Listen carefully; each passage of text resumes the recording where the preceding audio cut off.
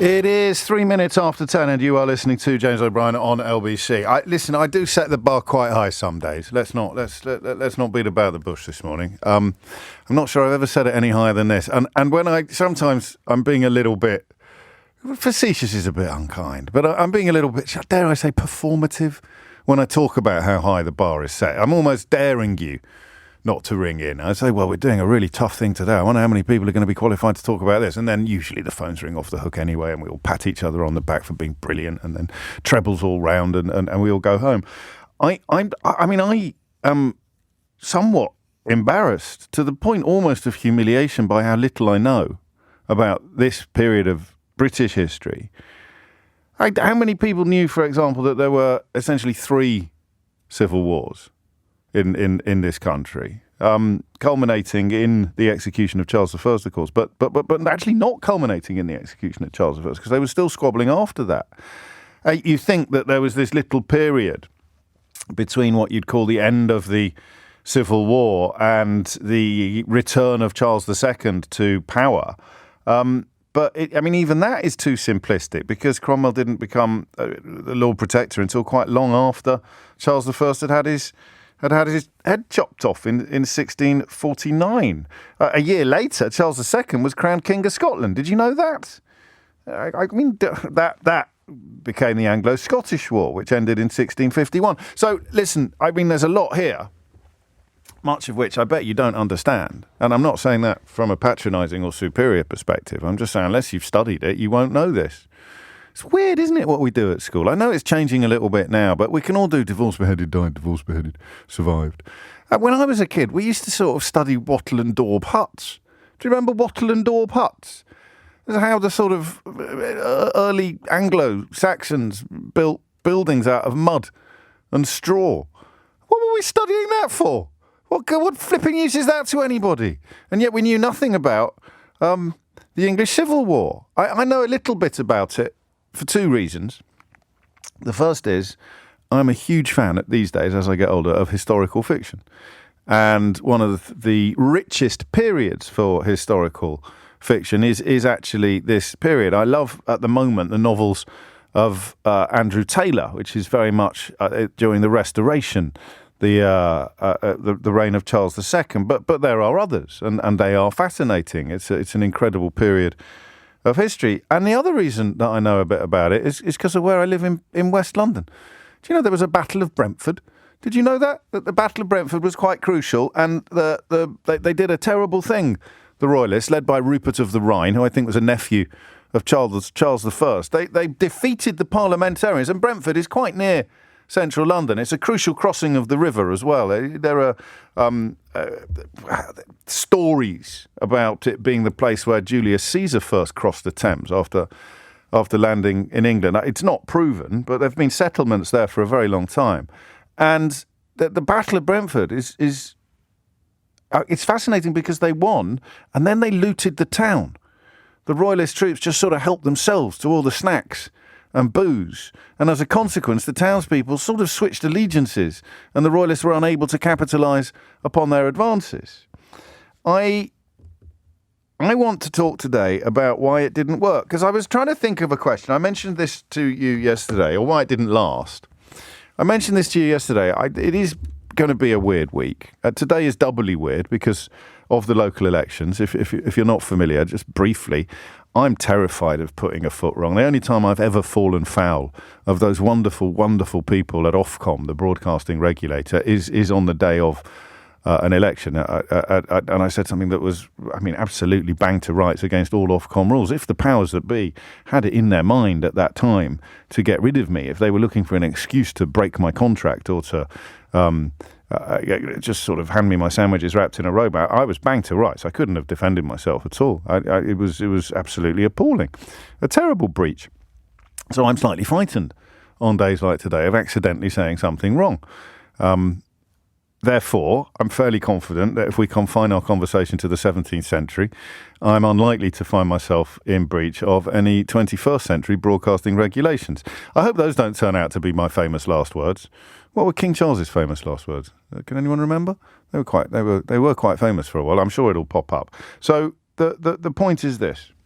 Don't start trolling me already. No mention of the Battle of Worcester, James, says Chris in Worcester. Mate, it's not preferential. I'm just telling you about, of course I'm familiar. I did that as a kid as well, when he hid in a tree, or was that after Naseby? Anyway, the point is this. All week we are trying to have interesting conversations that reflect the importance of the coronation on Saturday, but also find areas of interest for people who are perhaps not given to deference or major enthusiasm for royal events. Nick Cave, the musical genius, has given a remarkable interview which chimes entirely with my reasons, or many of my reasons, for going to the concert on Sunday. Nick Cave has been invited to the actual ceremony. He's going to the actual coronation as part of the Australian delegation, and he decided or has explained his decision on the grounds of curiosity rather than particular loyalty or royalism. So this is a conversation about why we still have a monarchy, despite the fact that we did actually get rid of it. And there will be, I hope, lots of people listening to this who know a lot more about it than I do. So the execution of Charles I was in 1649. His son returned to the throne in 1660. There was an 11-year window, essentially, when we didn't have a king. And we chose not to have a king or a queen. We abolished the monarchy. This country abolished the monarchy fewer than 400 years ago. And it only lasted 10 minutes. And I'd just like to know why. I don't want any sort of craziness. I'm confident that there'll be enough people listening who've studied this, who understand this, and who can put a variety of explanations forward, which, when knitted together, will help the rest of us understand why we have a monarchy after getting rid of it. 0345 6060 973 is the number you need. Feel free also to get in touch via, carrier pigeon or bow and arrow, whatever the modes of communication were at the time. I feel it would be appropriate to resurrect them today. So there it is. And you can be as sort of obtuse and obscure as you please. But the fundamental question is, how did we go in your Charles I's last words, says Sam, were just a bit off the top, please. Just behave yourself. This is a serious conversation about historical matters. So how did we go in such a short period of time from getting rid of the monarchy to bringing it back? I think it's probably historically unprecedented, isn't it? Have any other countries done that in such a small window? Getting rid of it entirely and then bringing it back. We're all passingly familiar with the French Revolution. Look, an early answer, Cromwell became too king-like. But that doesn't work. Cromwell became too king-like, so we brought back the actual king. Where's the logic in that? I don't know. Maybe I'm missing it. But it's an incredible sort of historical window that I think we should look through together. Sounds like play school now. How did we dispense with the monarchy and then bring it back so quickly? And I wonder whether some of the answers are lost in the mists of time. And no, I haven't read Act of Oblivion yet by Robert Harris, because I'm trying to write my own flipping book at the moment. But that is absolutely the kind of book that gets my juices flowing as I get older. 12 minutes after 10 is the time. It's essentially that 11-year window. Technically the Civil War didn't end until 1652, but Charles I was executed in 1649. His son and others took up the mission. It veered then, of course, to Ireland, where Cromwell's suppression of the Irish still rankers in the minds of many of us, and then to Scott, started in Scotland, ended in Ireland, is one way you could describe it. But why did it fall apart so quickly? All right, that's the question for the first hour of the programme today. 0345 6060 973 is the number that you need. Dean's been in touch. He says, James, why don't you talk about the traffic wardens in London who are striking on the day of the coronation? That's two of your favourite topics in one. Parking tickets and coronations. Dean's paying a little bit more attention to events than I am. It's also worth bearing in mind that this is a conversation for people who either know a little bit or don't know anything And that's why I think it's an important one, or at least an interesting one to have. We've all got little bits. Depending on where you grew up, you'll know about the Battle of Naseby or the Battle of Edge Hill. For me, the Battle of Brentford, latterly where I've lived. But the fundamental question of how a nation came together to get rid of a monarchy after a really bloody civil war, and then essentially 8 years later, called it all off and brought the king back. If you can answer that question from no one's going to be able to give me the full ticket on this. No one's going to be able to say I categorically got chapter and verse. I can fully explain why it happened. But the crucial question remains: what do you think happened? Hit the numbers now. You will get through. A bit of a weird one, this. 0345 6060 973. Later in the programme, we've got Mystery Hour, which of course was invented for election days, but proved so popular it somehow broke out of its constraints to become a regular feature on the programme. And there's a bizarre story, a heartbreaking story about the rate of knots at which pubs are closing. And I don't just mean the racist one in Essex. I mean all pubs and restaurants now that are shutting at a rate of knots. And no prizes whatsoever for guessing what the main reason... Well, I'll give you a clue. It begins with B. It is 18 minutes after 10. You are listening to James O'Brien on LBC. Do you think that the Brexit revolution will prove as short-lived and regrettable as the English revolution that saw King Charles I have his head chopped off, but his son return to the throne just a few years later? There's a question for the ages. Right, let's start with Jack, who's in Welshpool. Jack, what have you got? I've got a very basic understanding. I will make that very clear very quickly. Well, I don't know that anyone's got a particularly sophisticated understanding. Even the academics will be arguing with each other over what happened, won't they? Oh, yeah, I'm sure of that. My understanding from the books I've read and what I learned in high school very basically was that due to Oliver Cromwell's religious beliefs as being as an early Puritan. Yes. He wanted to bring in a lot and force his religious ideology on the population, such as not celebrating Christmas, no celebrations of birthdays, basically trying to take the fun, is what a lot of people say, out of life, and to basically live a very boring and basic life to not achieve any sin in your life so that you can then pass on to heaven. And from what I can understand, the population at that time, which were already going through the turbulence of what the Tudors had done, what Henry VIII had done with bringing in the Church of England and separating from the Roman Catholic ideology, they basically just went, absolutely not.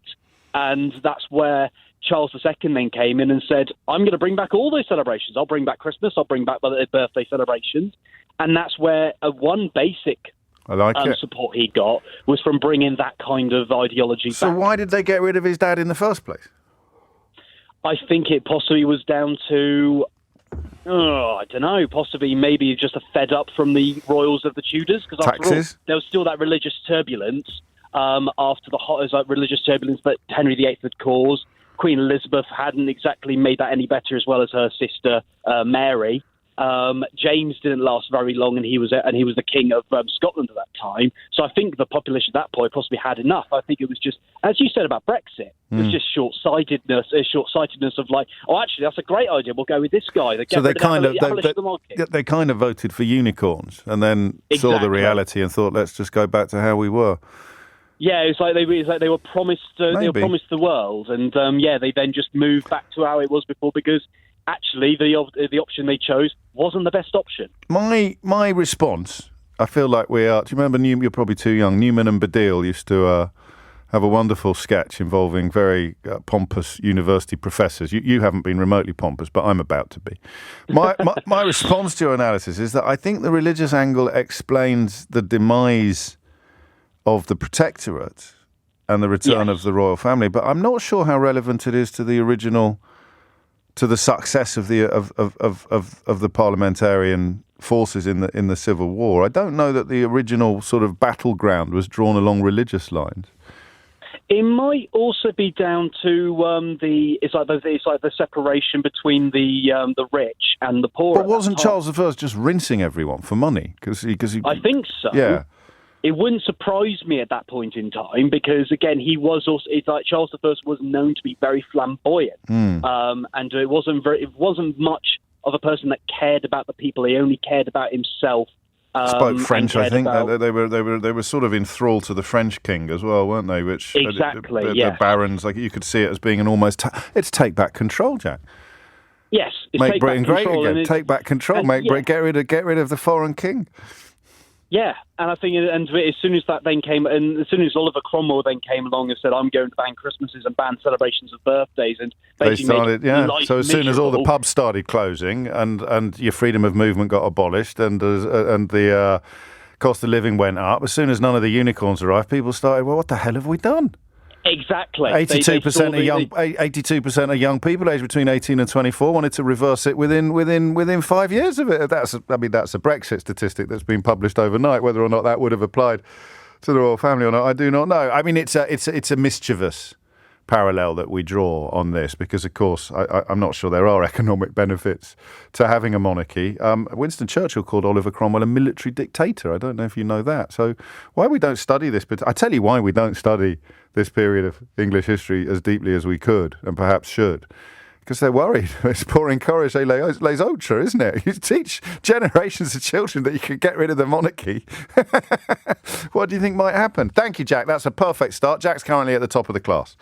Patrick is in Lambeth. Patrick, what would you like to say? Hello, James. Hi. I quite enjoy this period, and I agree that it doesn't get covered properly, either in schools or even at university level, certainly based on my experience of undergraduate history.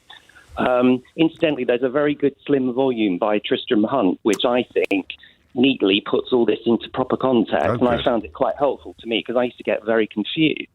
But I think to answer your original question about how did we go from a parliamentary republic to back to the crown in such a short period of time, I think you have to start with Oliver Cromwell. He was such a powerful personality, a military dictator, as I think was just said. Yes, by Churchill, not by me. I mean, he was a military dictator. Yes. There's no way about it. He had such a powerful grip on affairs. And, of course, he died in 1658. Now, he'd been offered the kingship and had dithered and ifed and butted about it, but in the end had not taken it. He was king in all but name, really, by the end, wasn't he? They lived in the palaces. They slept in the same beds that the king had slept in. And yet, at the same time, as Jack reminded us, they were imposing a very puritanical life on the people of the country. So, I mean, a bit like prominent Brexiters getting Irish passports, Patrick, to continue with my tortured analogy that I am not going to surrender for love or money. Fair enough. But, I mean, he also had regalia of a kind, and people often forget that he was buried in Westminster Abbey before his body was disinterred. So he clearly was thinking of himself as a sort of pseudo-king, but never formally assumed the title of king. Well, of course, he dies. What happens? Well, it's Richard Cromwell, his son, who becomes Lord Protector, and, picking up on the problems with hereditary succession, he wasn't very good at the job. Yeah.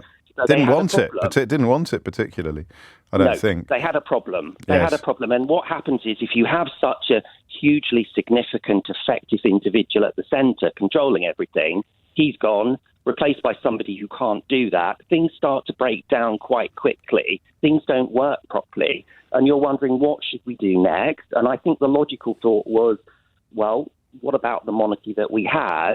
But then this brings you back to the problems with Charles I. He believed in the divine right of kings. He thought he was a little god on earth. He thought he was only accountable to God. Therefore, he wasn't willing to compromise with the parliamentarians, Cromwell latterly. And to be honest, Charles I could have kept his throne. He could have kept his head if he'd just shown the tiniest amount of reasonableness. But he was constitutionally incapable of being reasonable and compromising about anything that affected this sort of divine right view that he had of himself as a little god. Charles II was a different character. I think he gets underestimated. He was a very clever, very cunning, very capable individual. He'd been out in the cold for a very long time, living a rather impecunious life, moving around European capitals. He was very much dependent on the King of France, on relatives in the Netherlands to help him out. When you've been out in the cold like that, you want to come home and you want to have all the goodies that come with being monarch, and you're willing to accept that will involve compromise. And Charles was eminently reasonable. There were negotiations headed, I think, by General Monk, and ultimately Monk was very key in facilitating the deal that was done. It's called the Declaration of Breda, where Charles basically set out everything that was very good news in terms of the way the English parliamentarians looked at things, and that then facilitates the transition. And of course, what you're getting then is stability. You're getting that sort of person at the top, but you're not getting the problems, at least on paper, that you had with Charles I. And the barons would have perhaps been a little bit spooked. Even the ones that supported the parliamentarians would have been a little bit spooked by the complete dismantling of the status quo, because, you know, if they can get rid of a king, who's next? You sort of look at... When was Kett's Rebellion? You seem to be a bit of an expert. When was Kett's Rebellion? Kett's Rebellion was in the middle of the 16th century in Edward VI's reign. Yeah, so you've got people, you know, thinking we can overthrow, and then 100 years later they do it with an actual monarch. So barons are going to start thinking, I'm not sure I like this new status quo. Are they? Do you think, or not? Well, it's interesting because not all aristocrats were cavaliers in the Civil War. No, of course not. That's what I'm thinking about the Roundhead ones, actually, who perhaps, you know, I'm not going to bring Brexit back into it, but when they looked at what they'd actually won, they wondered whether this was what they wanted or whether this was actually good for them in all sorts of ways. It's very interesting. I think what people wanted was stability. Yeah. And whatever side of the argument you were on. Clearly, if you were a cavalier, you wanted the king back because you thought that was always how it should have been. But if you are someone like General Monk, who's a very interesting person, very much at the heart of the parliamentary command structure, he's the one who actually facilitates a lot of what happens. And by the way, he's rewarded with an earldom by Charles because of that. So that's a big mental... I like it. You're very good. A mental bridge that he jumped across, went across. Yeah. Yeah, but he wanted stability. He wanted things to work, but there needed to be. He was the arch pragmatist, if you like. I mean, I don't think he's remembered very fondly in Ireland, is he? But he was a pragmatist, and as you say, he wanted to bring back stability. So, who's the most important figure in the context of the monarchy coming back? Would you say it was Richard Cromwell? That's a really interesting point. I don't know that I would necessarily... If I was going to pick one person as being really key, it might be Monk. Yeah? I think Edward Hyde was also really important as well. But I think Monk is key because he's a parliamentary general. He's got the respect of the army, the new model army, which is so critical. And ultimately, I think he's the one that brokers the talks with Charles that lead to the Declaration of Breda, which then allows the monarchy to come back. And that I mean, it's interesting, isn't it? You judge him, history judges him as a force for good when he could have been chalked up as a turncoat if the cards had fallen differently, or as an opportunist. I think that probably tells you something, doesn't it? It tells you that he wasn't the only one who was feeling this isn't working. But he became a bit of a figurehead, and he had the military clout to be taken seriously. I think you probably needed that at the time. Yeah, you really did it. That in that context, if you hadn't sort of proved yourself on the battlefield, you'd be, well, I imagine, just as Cromwell before him had proved himself on the battlefield, and Richard hadn't. I don't think. Don't you think it's a little bit like de Klerk, holding up his hand and saying apartheid isn't working? You kind of needed somebody from within that regime to say that for it to start to really happen. Wow, I hope that Jack is comfortable with this, Patrick. But I'm putting you to the top of the class now. Thank you. You're very welcome. By the way, just a coda to that. Yes, of course, things go completely wrong when Charles's brother James II comes to the throne, because he again didn't really know when to stop and when to be reasonable. Do you know the one word we haven't mentioned, and now you've brought James II into it, we probably have to. The one word you haven't mentioned is Catholic.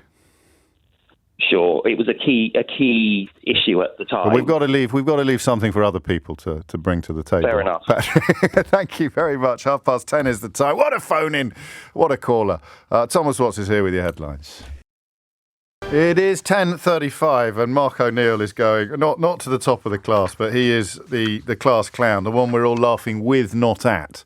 Do you remember when teachers, well, probably just me, you'd get a school report, so they're not laughing with him, they're laughing at him. There's always someone cracking gags all the time. The court jester, actually, if you like, if we're keeping it school. But that's Mark O'Neill, who's just come up with, in answer to the question of why did the English bring back the monarchy just 11 years after the end of the Civil War, he's come up with because Roy Hodgson was unavailable. And in a very close second place, it's cleverer but not quite as funny, an anonymous tweeter under the name Another Cup has coined the rather felicitous phrase or word Rexit. So it was Rexit. 11 years after Rexit, the dust was beginning to settle, reality was beginning to emerge, and people were desperate to undo the damage done by what they came to see as the idiocy of Rexit. These parallels between Rexit and Brexit are not a bridge that I am prepared to die on, but there are definitely some echoes. And that poll I was referring to earlier, I actually underestimated. It's a poll of 18 to 25-year-olds. 86% of people aged 18 to 25 want to rejoin the European Union now. 86%. And they shouldn't be surprising. Of course they do. I mean, who doesn't? Only idiots, liars, and charlatans. And, of course, people still clinging to the carcass of something they were sold on the promise that it was beautiful and valuable and life-improving, but they're not yet ready to admit that it's a stinking old corpse. 10:36 is the time. Speaking, of course, of stinking old corpses, after Cromwell was disinterred from Westminster Cathedral, his remains were stuck on a spike, weren't they, outside Parliament, I think, for again, pour encourager les autres, lest anybody else think of ever embarking upon that kind of mission. Some great texts and tweets coming in. I'm minded to lean a little bit more towards calls, but the role of General Monk is something that we should clearly be even more across than we are already. I just want to find one tweet that came in because it really did nail things down, and that if General Monk had wanted to be king, the sort of leader of the only functioning army in the realm by that point, and perhaps he could have been. But there's still plenty of room for improvement and embellishment. Cameron is in Morpeth to do precisely that. Cameron, what would you like to say? Just picking up. I'm not sure I can do much better than Jack and Patrick, to be honest, James. They were great, weren't they?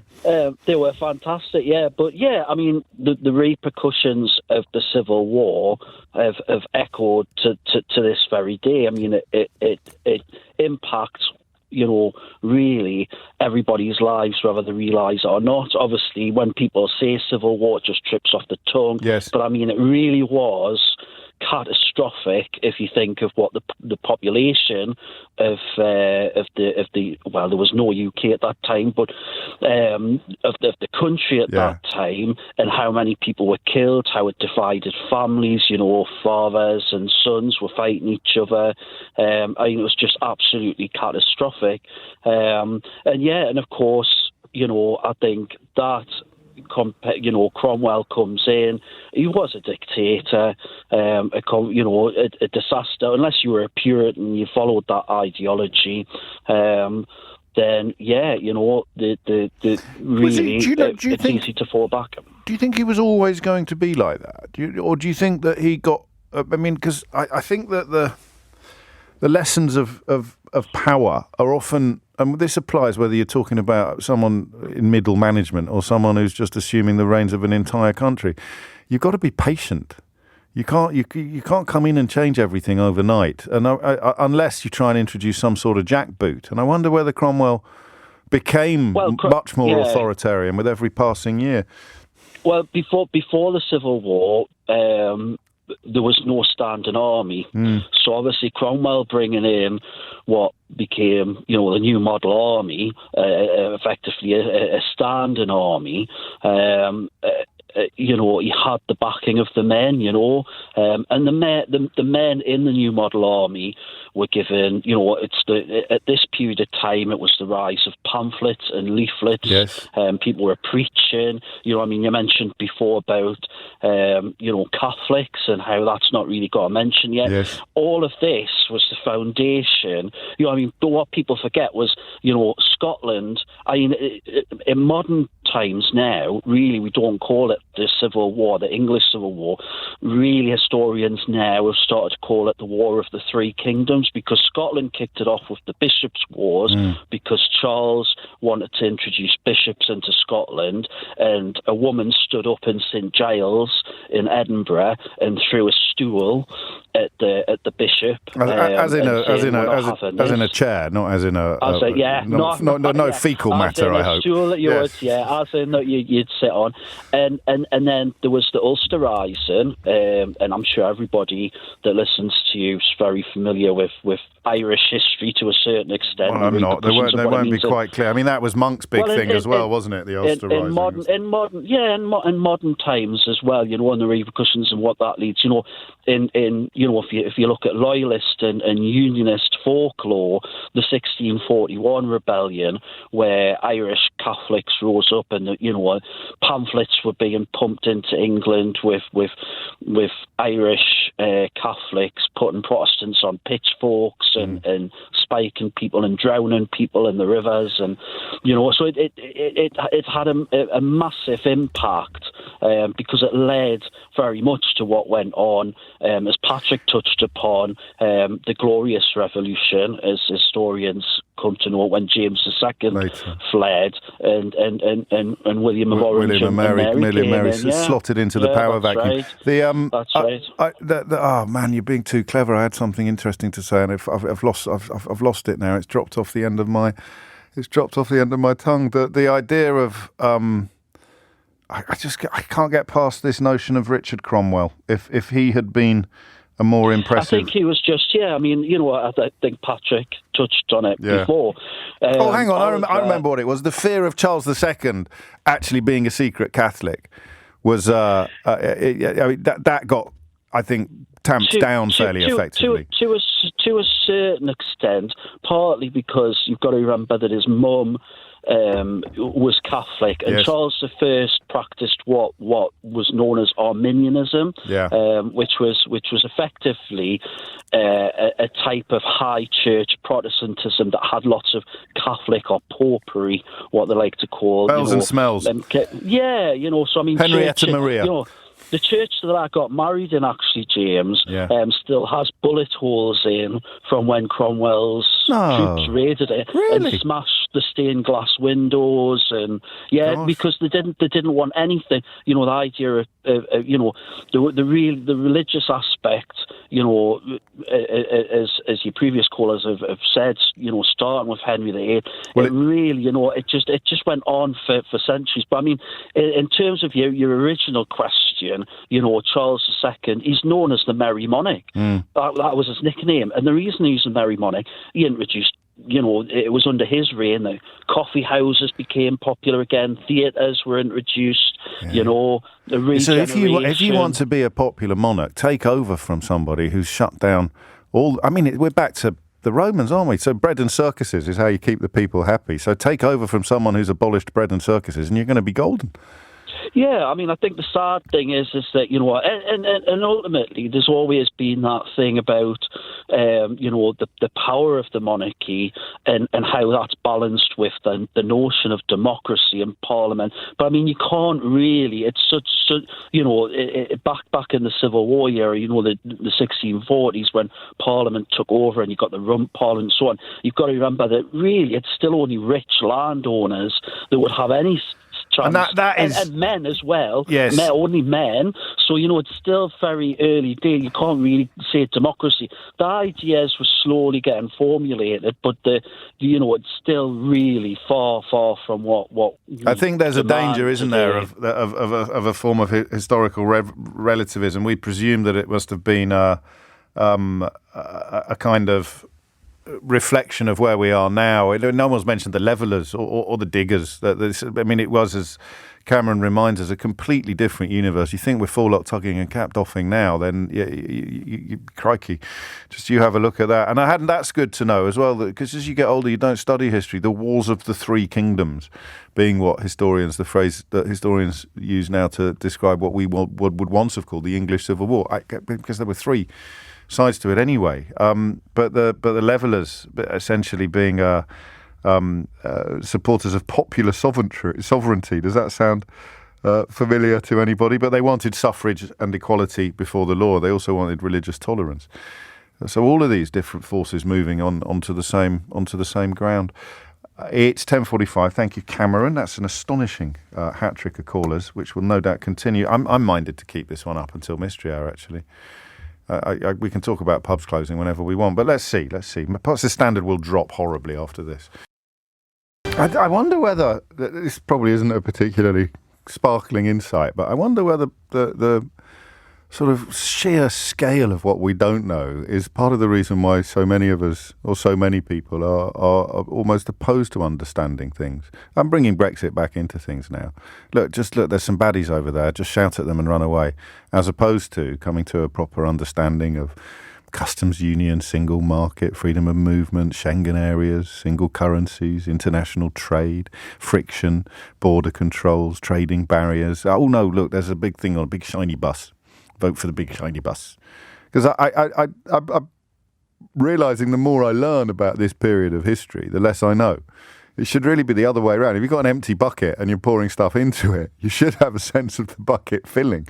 But I just keep getting handed more empty buckets.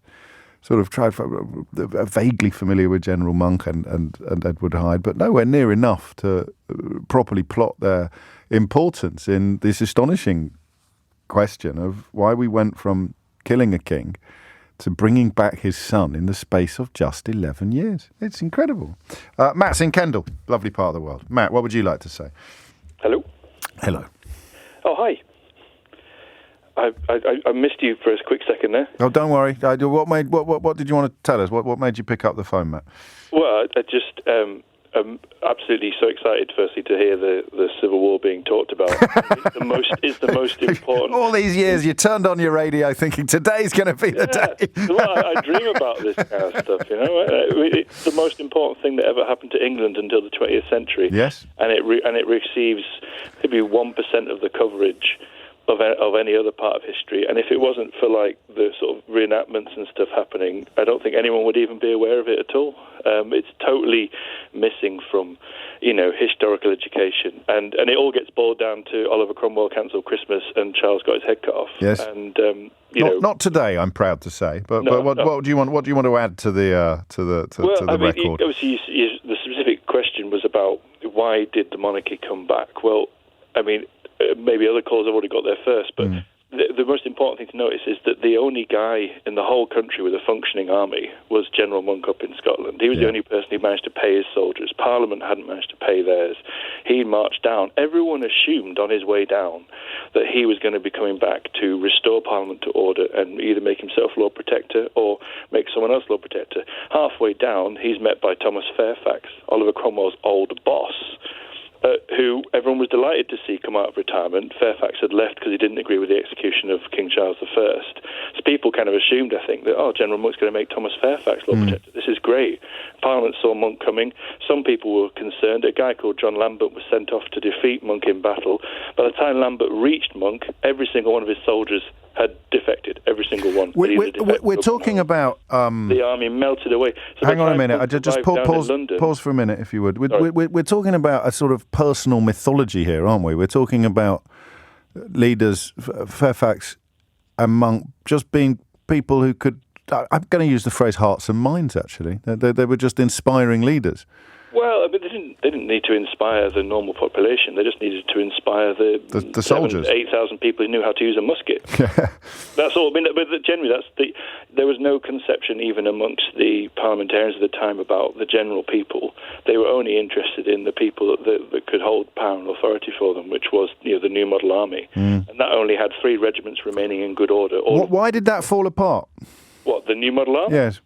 It didn't. It was abolished by Charles II, and it survived. No, prior to that, why was it not an effective military force prior to that? Why? I mean, was Monk in charge of what had been the new model army? Oh no, sorry. The new model army in England had fallen apart because it hadn't been paid its wages. Okay, and that was just because the money wasn't there. Still fighting in Ireland in a genocidal war that Cromwell had started. And that's just because the money wasn't there. England had become ungovernable since Oliver Cromwell had died. Yeah, over time. So Monk originally supported Richard Cromwell. Yeah, and then changed his mind because of the. I think everyone did originally because everyone assumed that they could get something out of a weaker leader that they could. Okay. Yeah. There's a vacuum of power. But I think what surprised Parliament was that Monk and Fairfax, when they arrived in London, dismissed the Third Protectorate Parliament and summoned a new Parliament, a convention, to crown Charles King. And obviously some MPs were happy with that, but I don't think, and some Londoners, but I don't think everyone expected that to happen. And a lot of Londoners and apprentice boys and MPs and ministers and other people who supported the Commonwealth of England, no one expected that to happen. So it actually gets less complicated the more you talk about it. Even though unlike you, I become aware of how little I know. You clearly have made a lifetime study of this period. But by the end, by the time the invitation was issued to Charles II, so to speak, or certainly by the end of 1659, anybody paying attention would have been really quite scared of the chaos or even anarchy that was threatened. Don't forget, you've got to remember that Ireland had been decimated throughout this period, so it hadn't been peaceful at all. People had been dying in Ireland, all the way through, including hundreds of thousands of civilians. We shouldn't ever forget that, especially when people who, like me, prefer, the cause of Parliament. When we're looking at this period, yes, we do ourselves wrong if we pretend that it was a democratic regime. It wasn't, and it was genocidal towards the Irish. But a lot of people who got on board in 1642 did so because they wanted to restrain royal authority and prevent, and end the royal dictatorship that Charles had been put in place in the 1630s. So those kind of causes still remained. I think. Hang on, listen. I know you've been waiting for this for. Going on. Are you going to? Yeah, I'm just going to because where did Monk's money come from, Matt? I don't know the answer to that. I don't know if he was, but as he was billeted in Scotland, he may have been raising it from Scottish households. I don't know. Because it's an absolutely crucial card in the whole house, isn't it? That one. Yeah, I mean, Truly. Genuinely, I think if Thomas Fairfax had wanted to be Lord Protector, having seen his protege and subordinate Oliver Cromwell do it whilst he went off retirement, he could have been. So and could we Monk. could be celebrating 350 years of the Fairfax family ruling over us instead. Well, there you go. The path not taken, and that has. Do you do the enactments yourself? Do you get involved in it? No, I just watch them. I just watch them. And you just love it. You just love this period. It's awesome. And so much stems from it, as you've rather beautifully highlighted for us. Thank you, Matt. I can't tell you when the next time the Civil War will be the main focus of the conversation on the most popular commercial talk show in the country, but you never know. Jeff's in Carmarthen in South Wales. Jeff, what made you pick up the phone? What made me pick up the phone? Thanks for taking my call. I did a film script some years back on Prince Rupert. I know the period quite well. Really interested in your first call. I think he really got it. It was about Puritanism being a sort of a minority religion, and they were quite hard, so I think he got that bit right.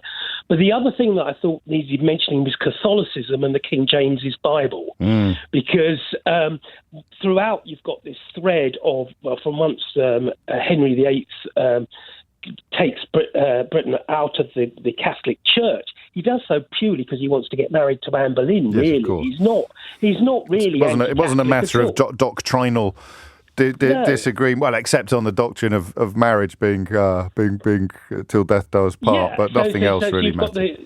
Basically, taking the monasteries out was about making a load of money for a lot of people who were on the Protestant side, and then you've got the you've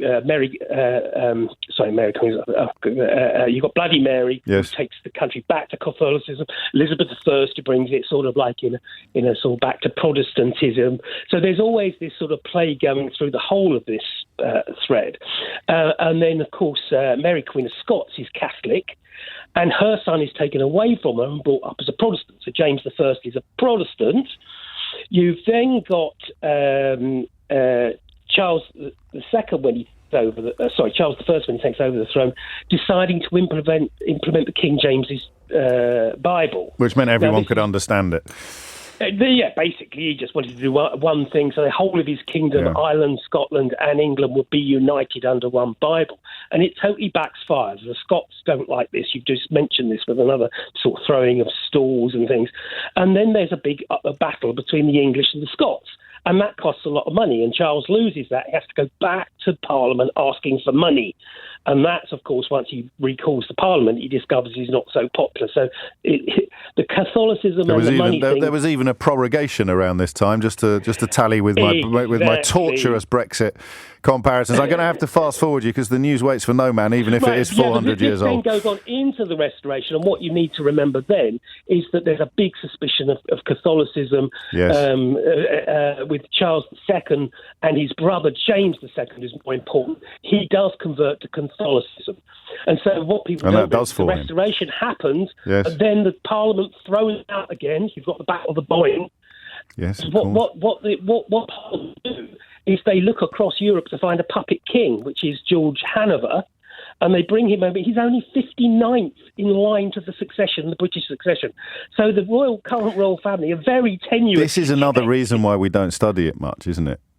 Yeah, exactly. Because otherwise, hang on a minute. They're in charge. They're in charge. Why? They did what? They've just brought some geezer over, some orange dude, and gave him the whole shebang.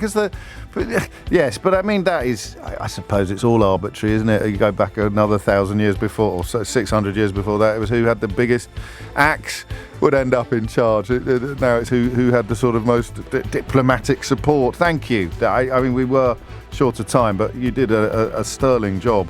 Wow. I mean, we could call it History Hour, couldn't we? Mystery Hour coming up at 12, and this has been a rather enjoyable History Hour. I shall take advisement from my Parliament during the news headlines on what we do next. I am drawn, however, to the pubs closing, which is, of course, pertinent to this particular period of English history and to today.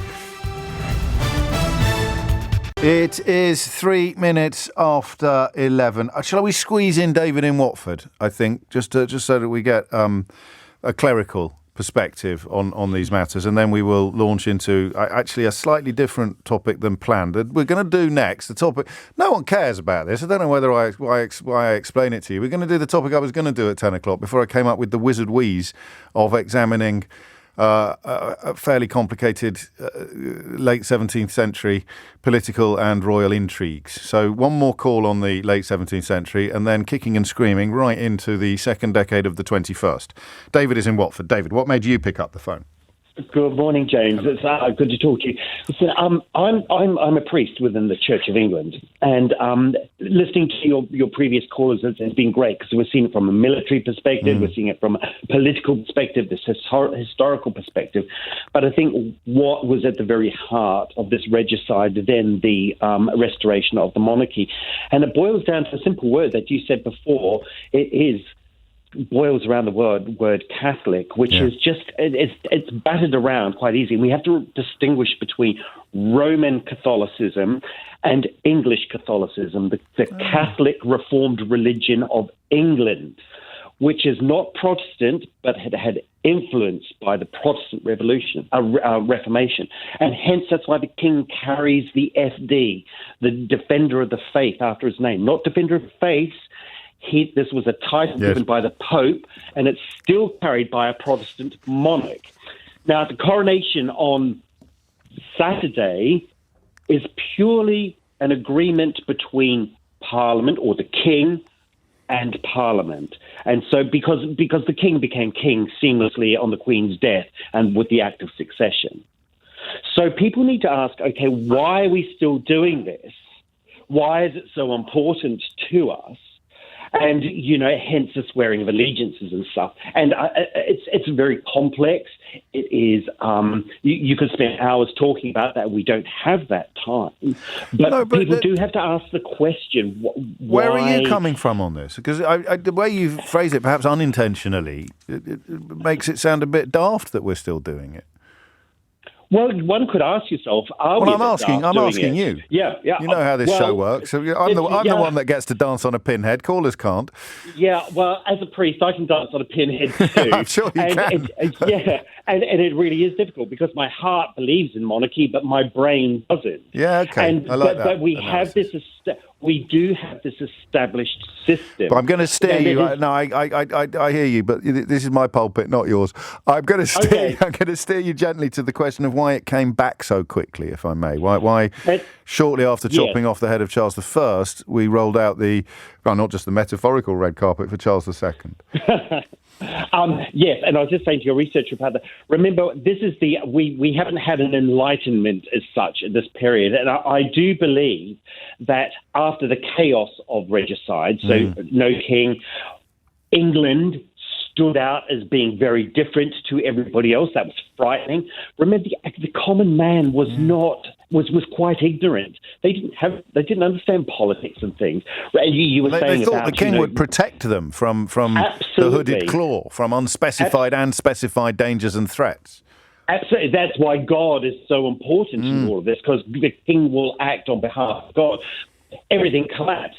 And I truly believe, let's go back to what we know. Let's go back to what we understand. And it wasn't until many years later, when the Enlightenment was really kicking in and politics was being talked about and, revolutionary ideas could be done.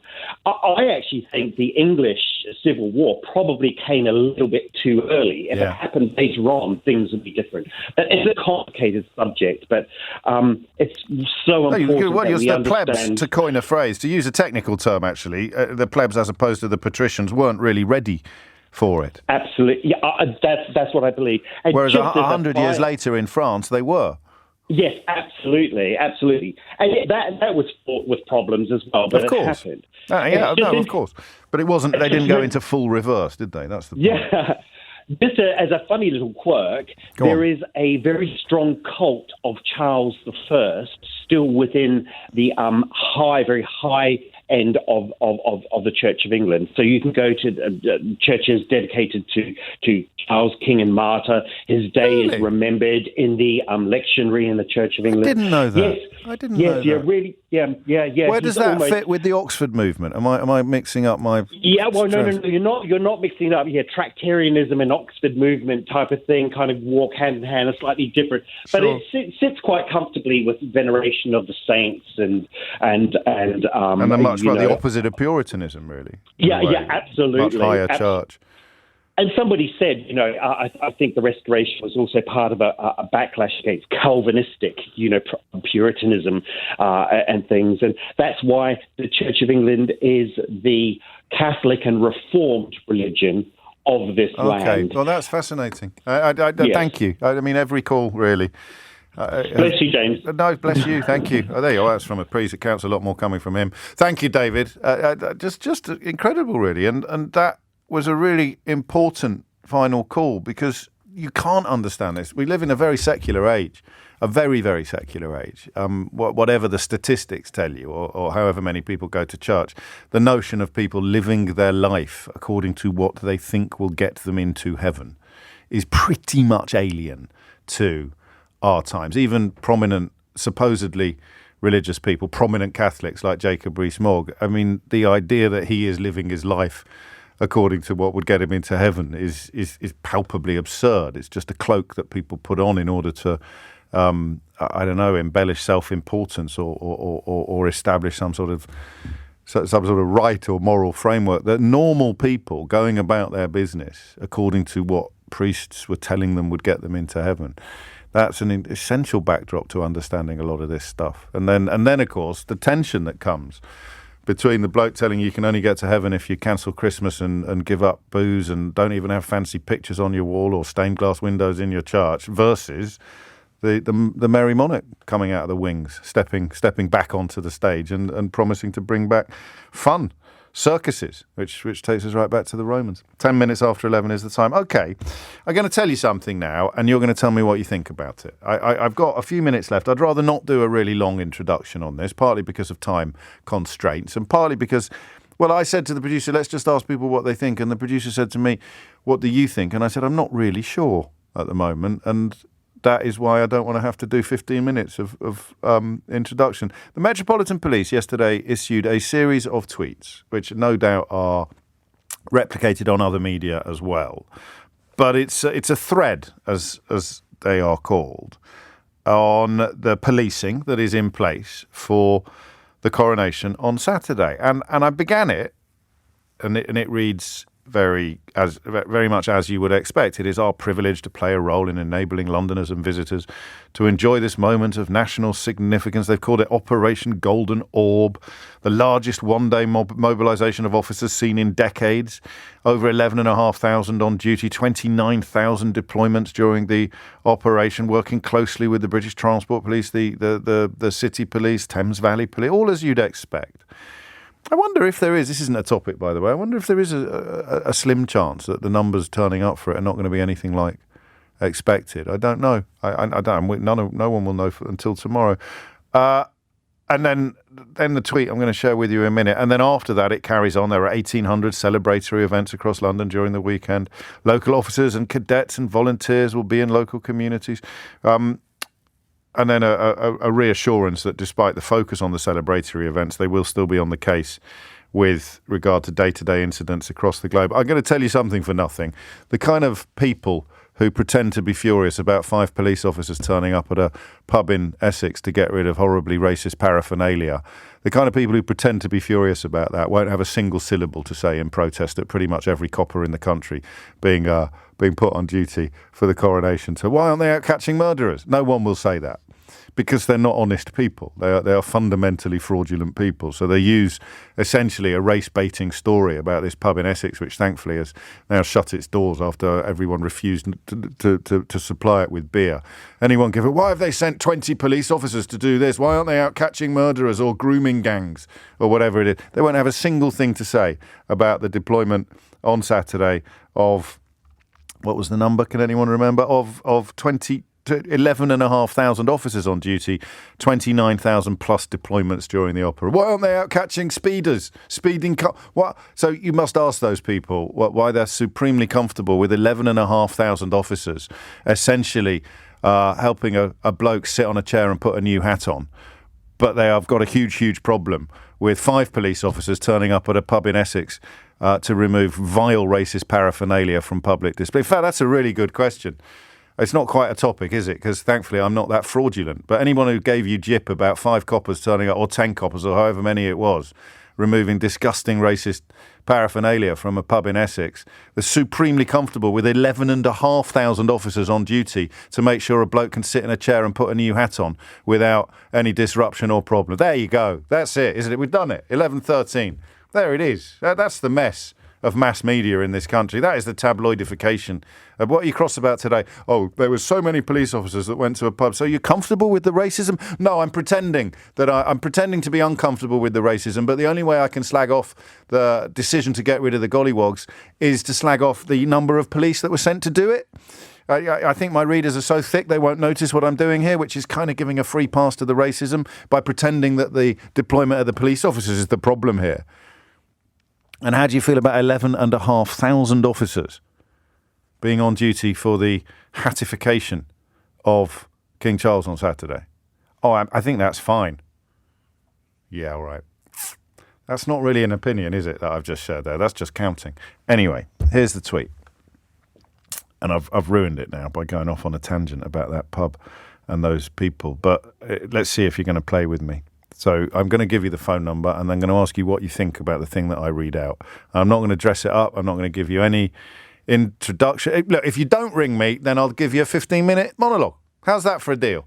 If I don't get loads of calls immediately after I read out this tweet, and the simple question is, what do you think of that? What do you think of that? I've got to be good calls. I can't let any old Tom, Dick or Harry on. Or Harriet, just to keep it woke. If I don't get the calls that I want, I'll give you a 15-minute monologue on what I think, which I will work out in the course of talking. So it's up to you. It's entirely up to you what happens next. Here's what the Metropolitan Police have to say. Our tolerance for any disruption, whether through protest or otherwise, will be low. We will deal robustly with anyone intent on undermining this celebration. Our tolerance for any disruption, whether through protest or otherwise, will be low. We will deal robustly with anyone intent on undermining this celebration. The number you need is 0345 6060 973.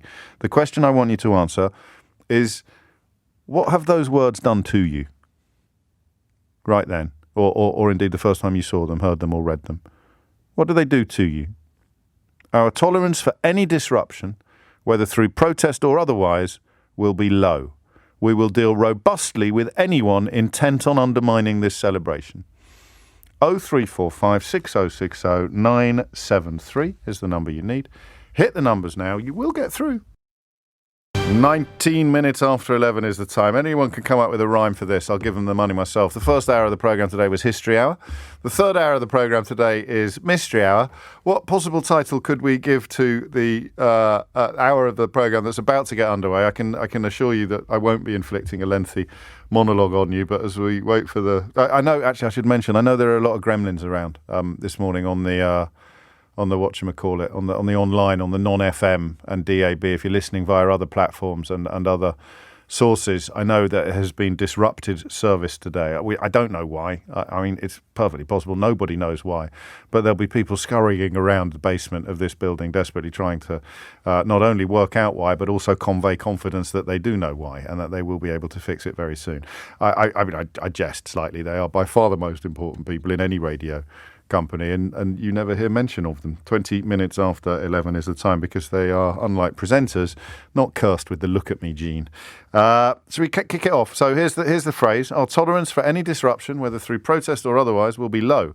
We will deal robustly with anyone intent on undermining this celebration. What do those words make you think? Sarah's in Chiswick. Sarah, what would you like to say? Oh my God. Hi, James. Hello. My back is so up with stuff like this. I don't even know why, because I'm in flight, so I'm not really bothered about what the King's up to or doing or whatever. He'll always be Charles or whatever he is.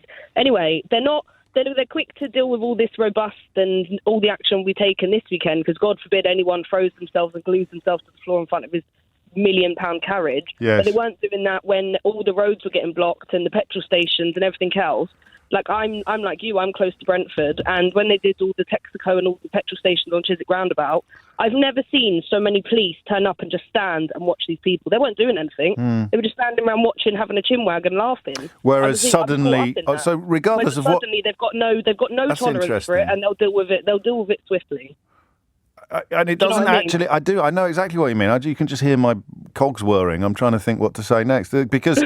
Because it doesn't matter what you think of the Just Stop Oil, but whether you approve of them or not. Yeah, they weren't dealing with them the same they're going to deal with people this weekend. The double standard is remarkable. Yeah. They're picking and choosing when they can use force, when they can't use force, what's important, what's not important. But then when people were moving these people out of the streets in their protest, like protest all you like. But all right, no, I hear you. But you've got the eyes of the world. Weekend, I guarantee they'll be grabbing people and arresting them and putting them in a van very quickly to get them out of his way. Get in the back of the van. They will, but I mean, I'm not necessarily defending this from my personal convictions, but more from a sort of objective oversight. You don't have the eyes of the world focused on the Texaco garage near the Chiswick Roundabout. You don't disrupt a moment of epic pageantry that is being viewed by hundreds of millions of people around the world. So on a purely pragmatic and logistical level, getting that person out of the way is a very different priority and matter and issue to getting that person out of the way, isn't it? It is 100%. I get what you're saying, but I just think it's because it's the day for the King's coronation that they're now changing what they can and can't do. Or wasn't it only yesterday or something that they've only just passed this bill that you can't do certain things in a protest now? Yes. Or they weren't doing that before? No, but just come in a couple of days before. I don't know about that. I'd need to check. I know it's on the horizon, but I thought the House of Lords had pressed pause. There is a difference though. Disrupting an event. So if you no, actually, I'm going to argue with you. Are you okay with that? Are you ready for this? Go on, go for it. All right. So the FA Cup final. Yeah, okay. You run onto the pitch on the FA. You run onto the pitch on the FA Cup final, and you're going to get carted off quicker than a I don't know, a Harry Kane back heel. Yeah, you're off. You're finished. So it's the event that is being disrupted. You glue yourself to the road outside a petrol station, or you slow the traffic down on the M25. You're not disrupting an event. So they're completely different propositions. I think it's also just what they've said. I don't know what it is that's got my back up about it. I do. I think I do. As soon as it was said, I was just like, oh, okay, double standards, that's that. I think it sounds quite aggressive. I think that might be what's got your back up, actually. Yeah. I just think it should have been worded in a better way or something. I don't know. A lot of people's backs, the country's very mixed anyway about this weekend as it is. That's true. And I just think, like, I'm not going to watch it because it doesn't interest me. That's just my opinion. I'm not really massive into it. I'm not checking tickets.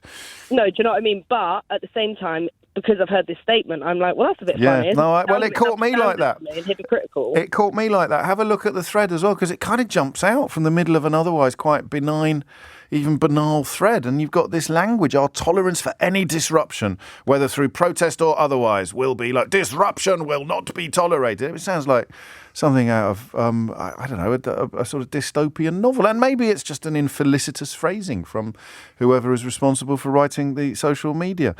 We will deal robustly with anyone intent on undermining this celebration. I'll tell you who won't be cross. All of the people who spend their lives insisting that freedom of speech is both under threat and in desperate need of protection. What's it, the funny fellow with no hair who set up the Freedom of Speech Union or whatever it's called? None of these people will be up in arms about the Metropolitan Police, the state-funded police force, essentially telling you that if you dare to protest against something that you are paying for, then you're going to get clattered. Okay, where are all the free speech? It's the same people, isn't it, who think that sending 5 police officers to a pub in Essex to get rid of some vile racist paraphernalia is absolutely awful, but sending 11,500 to central London on Saturday is fine. It's almost like you have to turn your brain off to follow the logic, or what passes for the logic of these people. So all the free speech protesters who spend their lives tweeting or texting or setting up weird organisations or turning up on television stations that nobody watches, all the free speech activists going to be fine with this. What's that you say? Clattering protesters? Dealing with them robustly? No, that's absolutely fine. Very strange. 11:25 is the time. 0345 6060 973 is the number that you need. I don't know if that works, Rob. A football pitch is private land. A demo in a road is a public place. It doesn't. It's a sort of quasi-public place when there is an official procession underway, because you can't drive your car up it like you can on a normal day. So it's not a public place. It is a policed place. I don't know what the correct terminology would be. Richard is in Eastbourne. Richard, what would you like to say? Hello. Two things. One is that there's a phrase for sugarcoating, which is a something or other sandwich. When you give someone one thing, in the middle is another thing, and at the end is a thing. So in this case, the police have given us some nice language. Maybe. In the middle, they've given us a vaguely worded threat. I think you're just confusing. You're just confusing people. So what? It's an iron fist in a velvet glove, isn't it? Thank you. That's a nice analogy. Yeah. That's why they pay me the big bucks.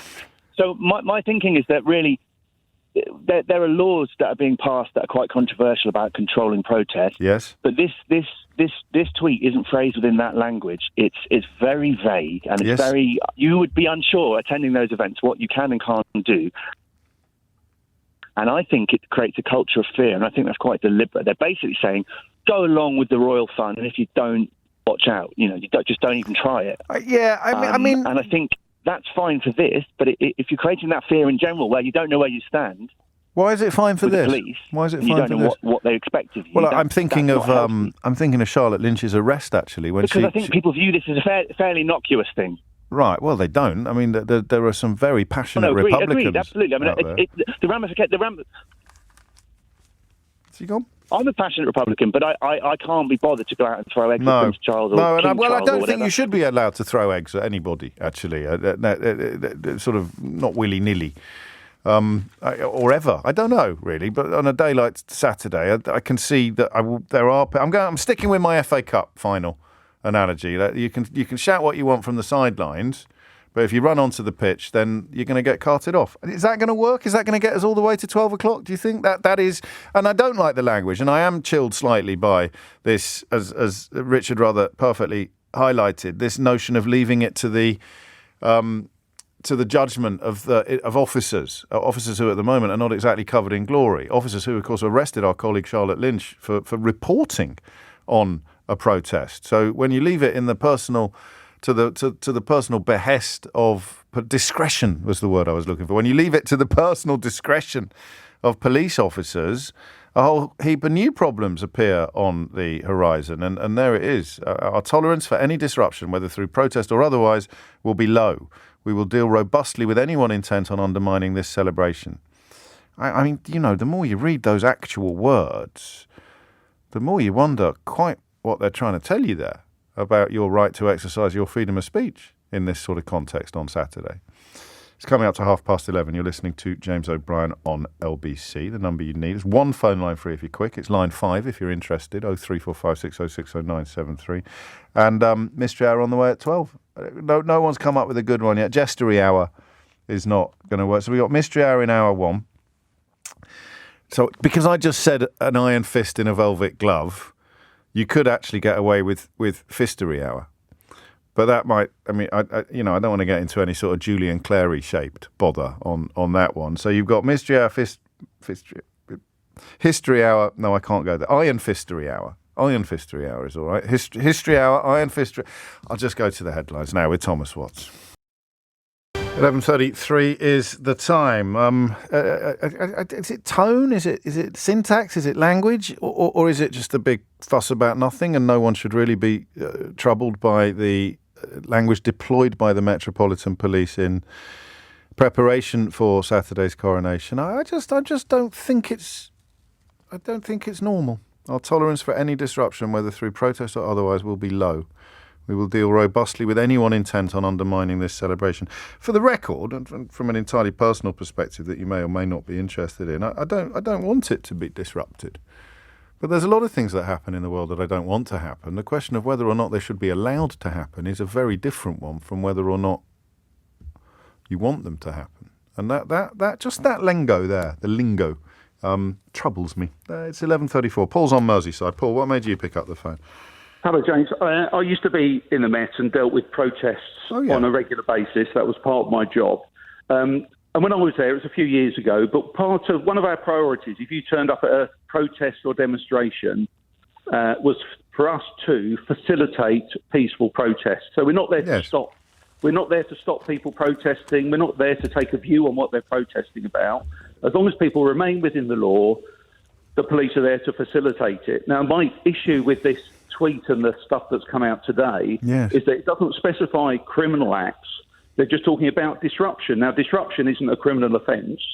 And if you turn up and want to have a peaceful protest, well, you shouldn't have the threat of being arrested for I don't know what. You should be allowed to do it. That's a lovely phrase, facilitate peaceful protest. What?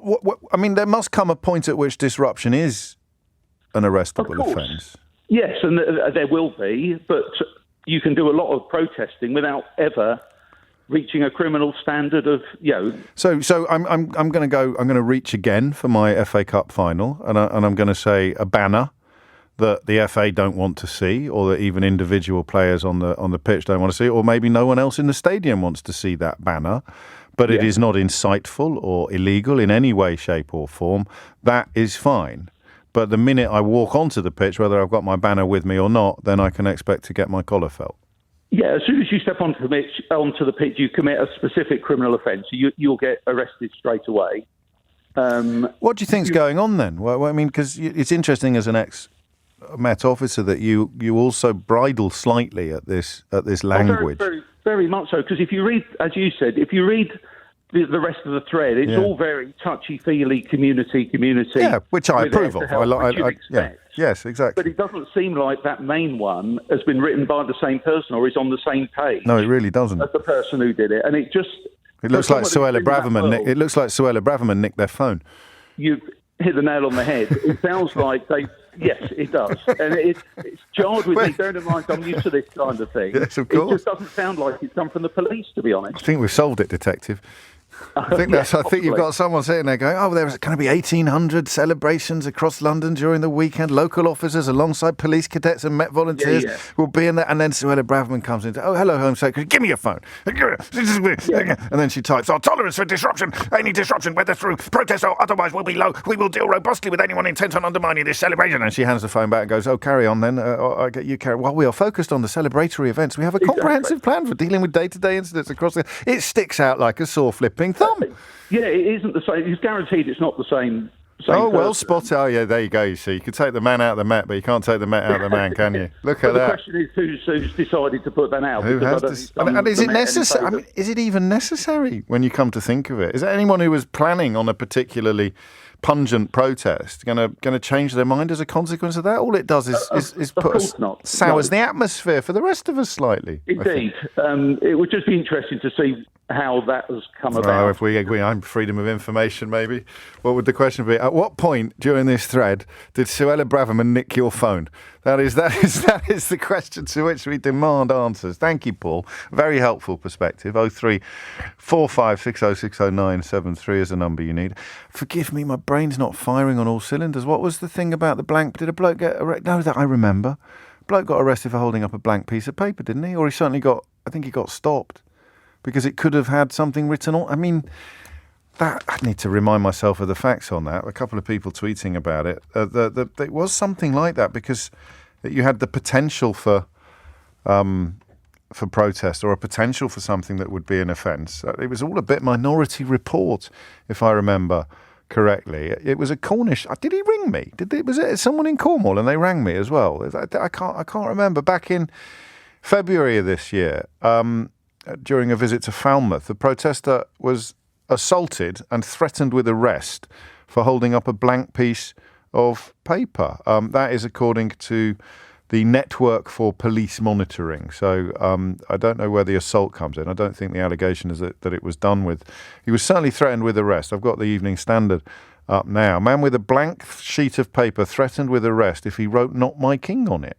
Okay, so everyone feeling relatively chill about this tweet. Now sit it alongside this story from September of 2022. Forgive me. This is the moment. A barrister holding up a blank piece. Paul Powsland, didn't he ring in? Is anyone else working on this programme today? Didn't he ring? Did he not ring us? Did he ring us?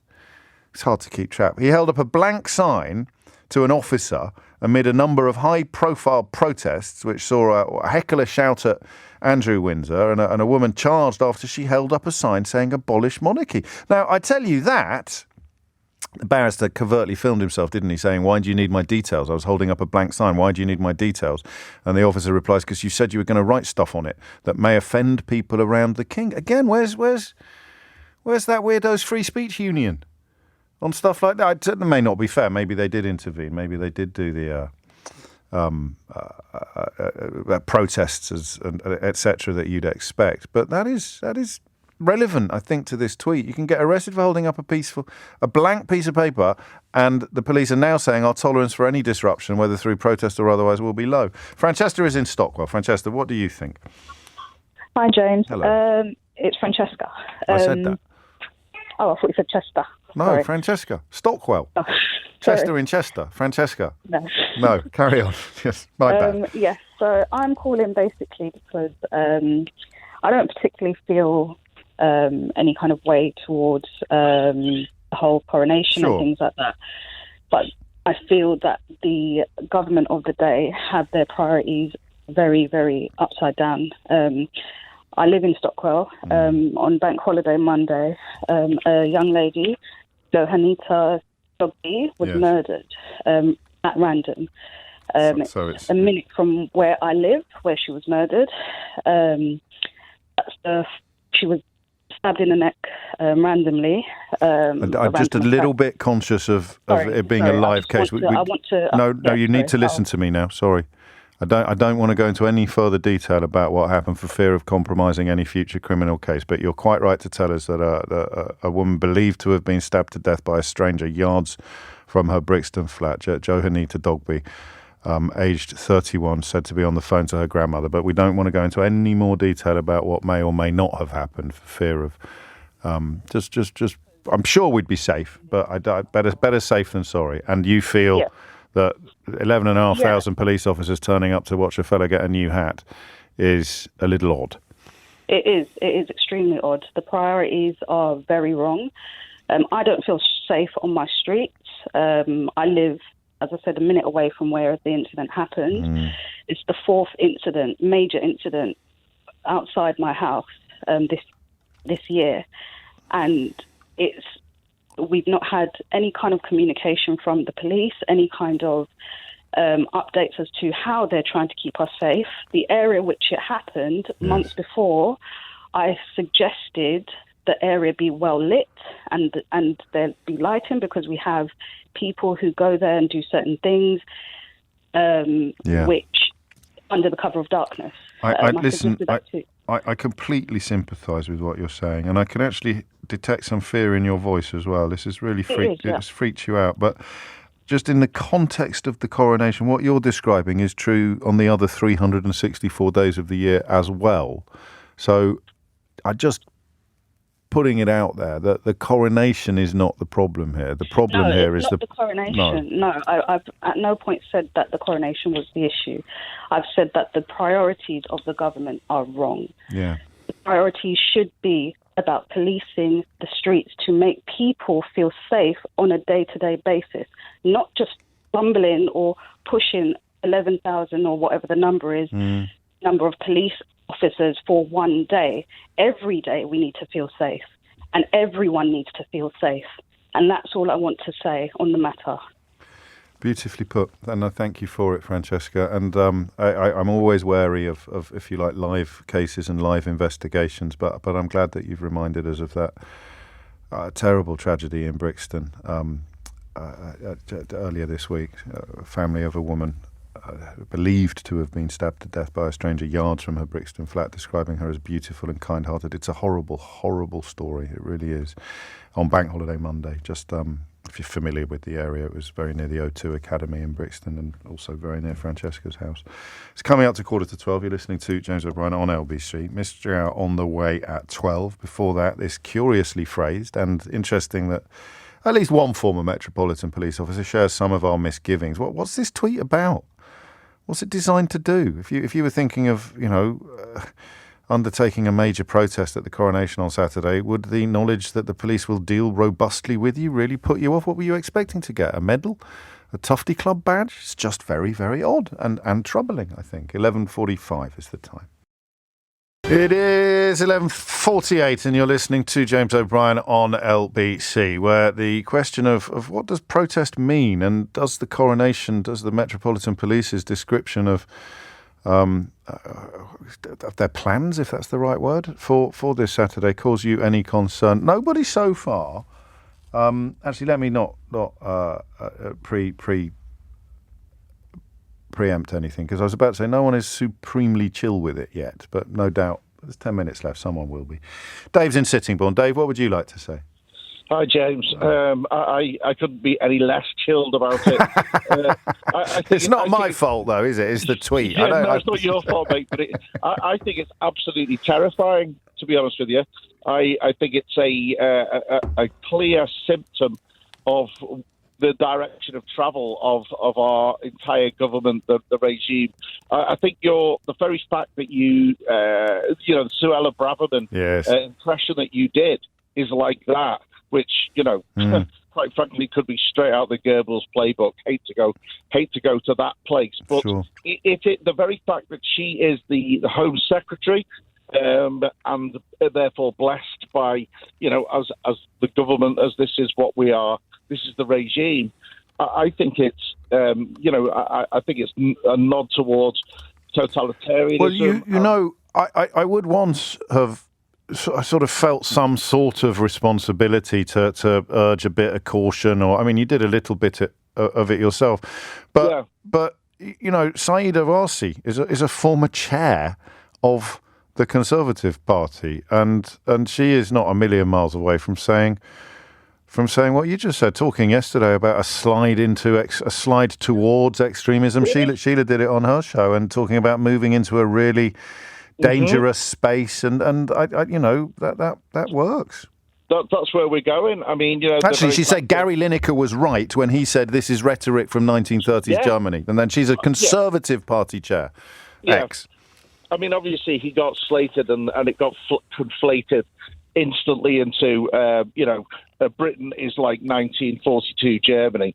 That's not what he was saying. He was saying that the language of where it starts and the gradual slide is very much apparent. And obviously, I am of Jewish origin. Right. You say obviously. How am I supposed to know that?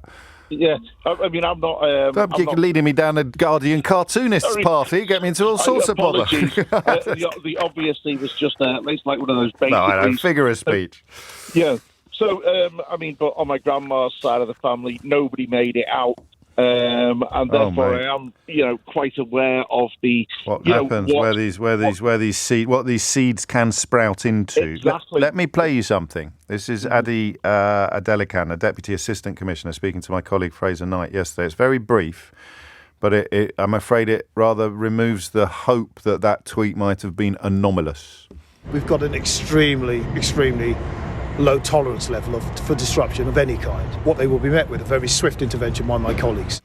We need to know exactly what disruption means, I guess, don't we? But he's almost boasting about how heavy-handed they're going to be. Oh, yeah. I mean, the producer came on there, so I got a bit confused. Really? Absolutely. What did they say? They said, hi, Dave, goodbye. So I wasn't sure I was going back to you. But yeah, I totally agree. I think the fact that there's been a release of we'll be using facial recognition, so clearly looking to start databasing people of who might be protested in the future. I think the Met officer obviously really agree with his point of view, and it was actually refreshing and sort of just to say, I mean, he'd be comfortable knowing where the parameters are and what. If anyone says bye, Dave, now it's for real. I love the fact that you didn't go; you stayed on the line. But that's it, isn't it? It's a change. No one's got a problem with processions being policed, with public events being policed. But I'll play you that little quote again because it's. I think this is pretty grim. Actually, this is. Almost like boasting about how heavy-handed they're going to be.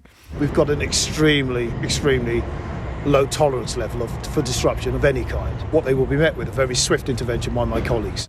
Well, I mean, what if I want to do a bit of mild disruption, or at least a sort of a protest? This is a police service nationally that can arrest you for holding up a blank piece of paper or for being a journalist actually covering a protest, and to be boasting about how they have a very, very low threshold. I don't know. Alan's in Rickmansworth. I think makes me think of Alan Rickman. What would you like to say, Alan? Hello, Brian. Yeah, I mean, bear in mind that I was actually prosecuted under the Public Order Act, and their prosecution fell apart because they didn't really state their case very well. Right. And I can tell you that the Public Order actually says in its nitty-gritty that if anyone is riled up enough to cause a riot, or they won't take part in a riot, and come up to the castle with flaming torches and pitchforks, it's the person that's caused them to do it is the public disorder, not the rioters themselves. They've broken other laws, but the Public Order Act is actually... Well, I'd need to double-check that, because I wouldn't want anybody to think they can do whatever they want with flaming torches on Saturday and then somehow say it wasn't me, Gov, it was the bloke what told me to do it, Alan. But I'm grateful for the input. I think you're wrong, by the way. It's certainly in the context of what would happen to somebody if they did what you describe. But on we go. Mark's in Chelsea. Mark, what would you like to say? I think we're looking at it a little too deeply. It's quite a simple concept. Daddy's having his moment, and Mummy's telling us, you will behave when we have guests over. That's thinking pretty deeply, Mark.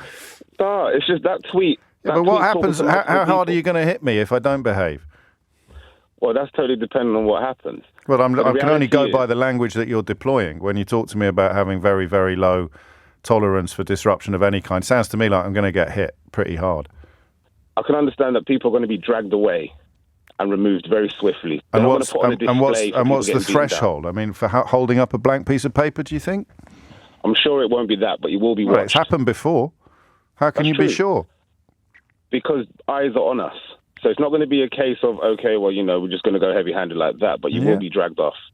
I don't have a problem. If someone wants to get in front of a carriage, I don't think anybody listening to this would expect them to be left there unchallenged or unmolested. I think if someone wants to get in front, but why?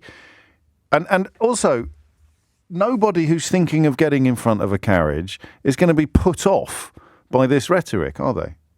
So that's the point. I'm not overthinking it. I don't understand. Why do you think they have done it? Who is it directly aimed at? What potential protester is now not going to do what they were planning to do as a consequence of this rhetoric?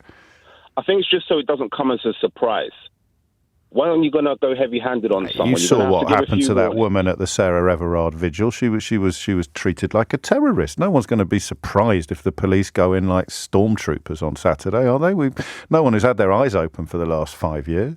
Yeah, they will. But then when it's this public, like, people need to be told, like, we are not going to tolerate this. Because I think they're worried about glue. I think they might be worried about glue. I think if someone tries to glue themselves to something, the disruption can be so complete that the police are going to have to go in, for good or for ill, just to keep the wheels turning, both literally and metaphorically. They may have to go in a way that will strike people watching as being overly robust is a word they like to use, of being pretty grim, and yet they're kind of saying, look, we're not going to have much choice on Saturday because we can't let this.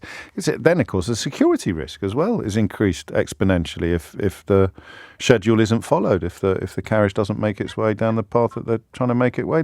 So you're not at all troubled by the language in deployed here? No, we shouldn't be surprised. Look at the climate. We know... No, that's not what I said. I'm not surprised. I'm not surprised at all. I'm not surprised either. That's not what I asked you. I said, are you troubled? No, not at all. Okay. The same way I'm not troubled Baroness Casey has let out her report. It's not news. We know this. Well, you have to be troubled by it. You have to be troubled by it. When it's happened this long, when it's been going on this long... If you stop being troubled by it, you become part of the problem. No. Yes. We definitely no. Yes. You accuse me of not thinking about it. Of thinking about it too deeply. I'm going to accuse you of not thinking about it deeply enough. Someone does something awful. And you say, I'm not troubled by that. You're endorsing it, mate. Not at all. No, you are. You're waving it through. No, you deal with the matter because it's not news. We know what the situation is with the police. We know it's not news at all. If someone comes along and shoots 100 people, at what point do you stop being troubled? Is it after 1 or after 10? Oh, no. We are human. No, just answer the question, because you said it. I know it happens. It happens all the time, so I'm not troubled by it. So you're not troubled after 50? When does the being troubled stop? When does it expire? No. Yes. After 1, you're definitely troubled after 1. What about 11? The reality is... You're still troubled after 11? Yeah. 53? Yeah, but to say 97 is to shake about it. You can't use. Of course, it's troubling. Don't be ridiculous. 11. If it's not troubling, then you're approving it, or you're waving it through. You're at least ambivalent. You have to be opposed, and if you're opposed, you're troubled. If you're troubled, you're opposed. James is in Blackheath. James, last word to you on this, and then mystery hour. What would you like to say? Hello, Jess. It's more the message that they're sending to themselves. I was just telling your colleague there that I was taking some photographs of the climate strike protesters, the children that used to bunk off school on a Friday, and Greta Thunberg's followers. Exactly. This was a few years ago, and young children between like 9 and 12, I would say, had got themselves together. They were lying in the road around Trafalgar Square in front of Nelson's Column, and the to these people. Oh, well, that's great. You build up a bit of tension, and the phone line goes south. Let's start. Let me see. The police were intimidating, and all they were trying to do was save the planet. They locked up a vicar the other week. I made the Church Times. Did I tell you?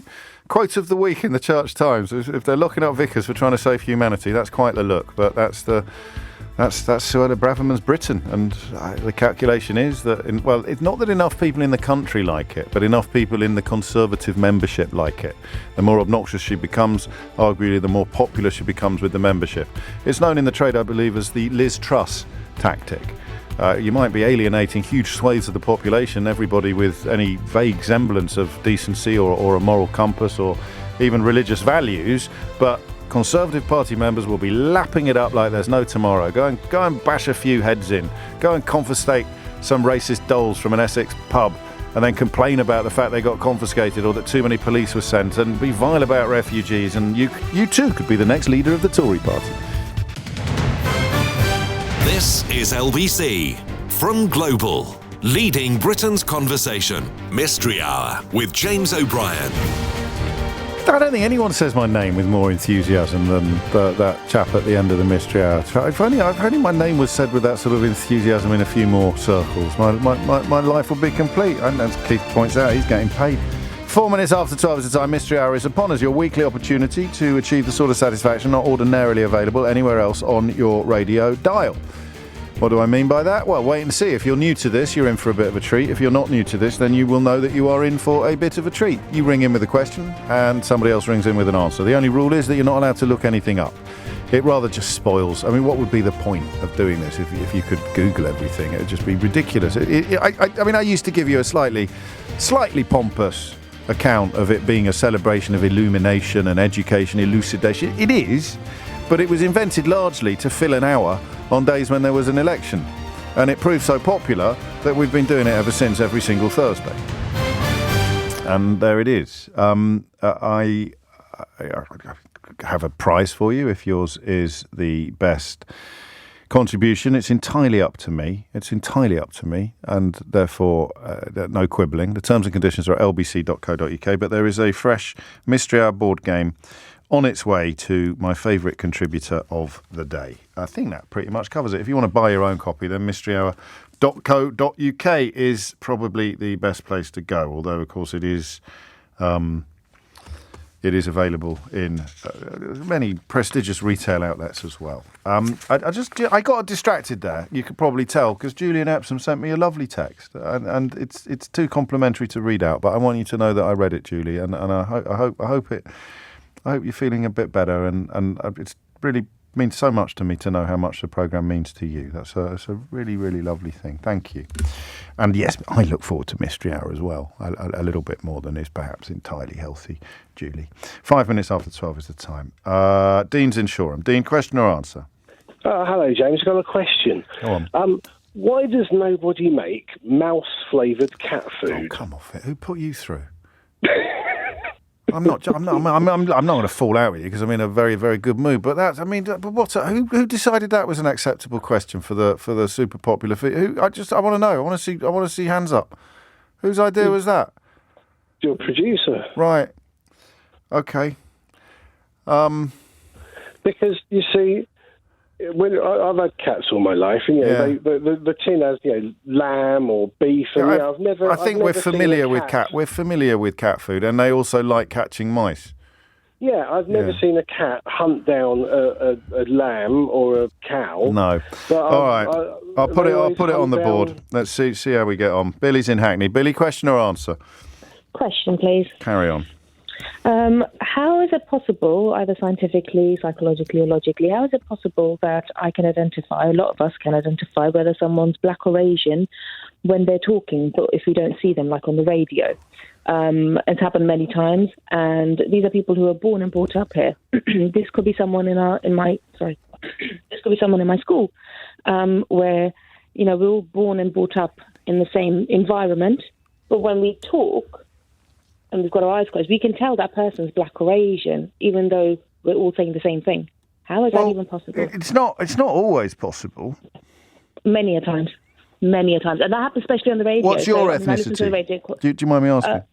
No, absolutely fine. My parents are from Pakistan. I see. I wouldn't have had a clue. But I can tell. Well, of course you can. You can see them. No. If I can't. But they've told you that they're from Pakistan.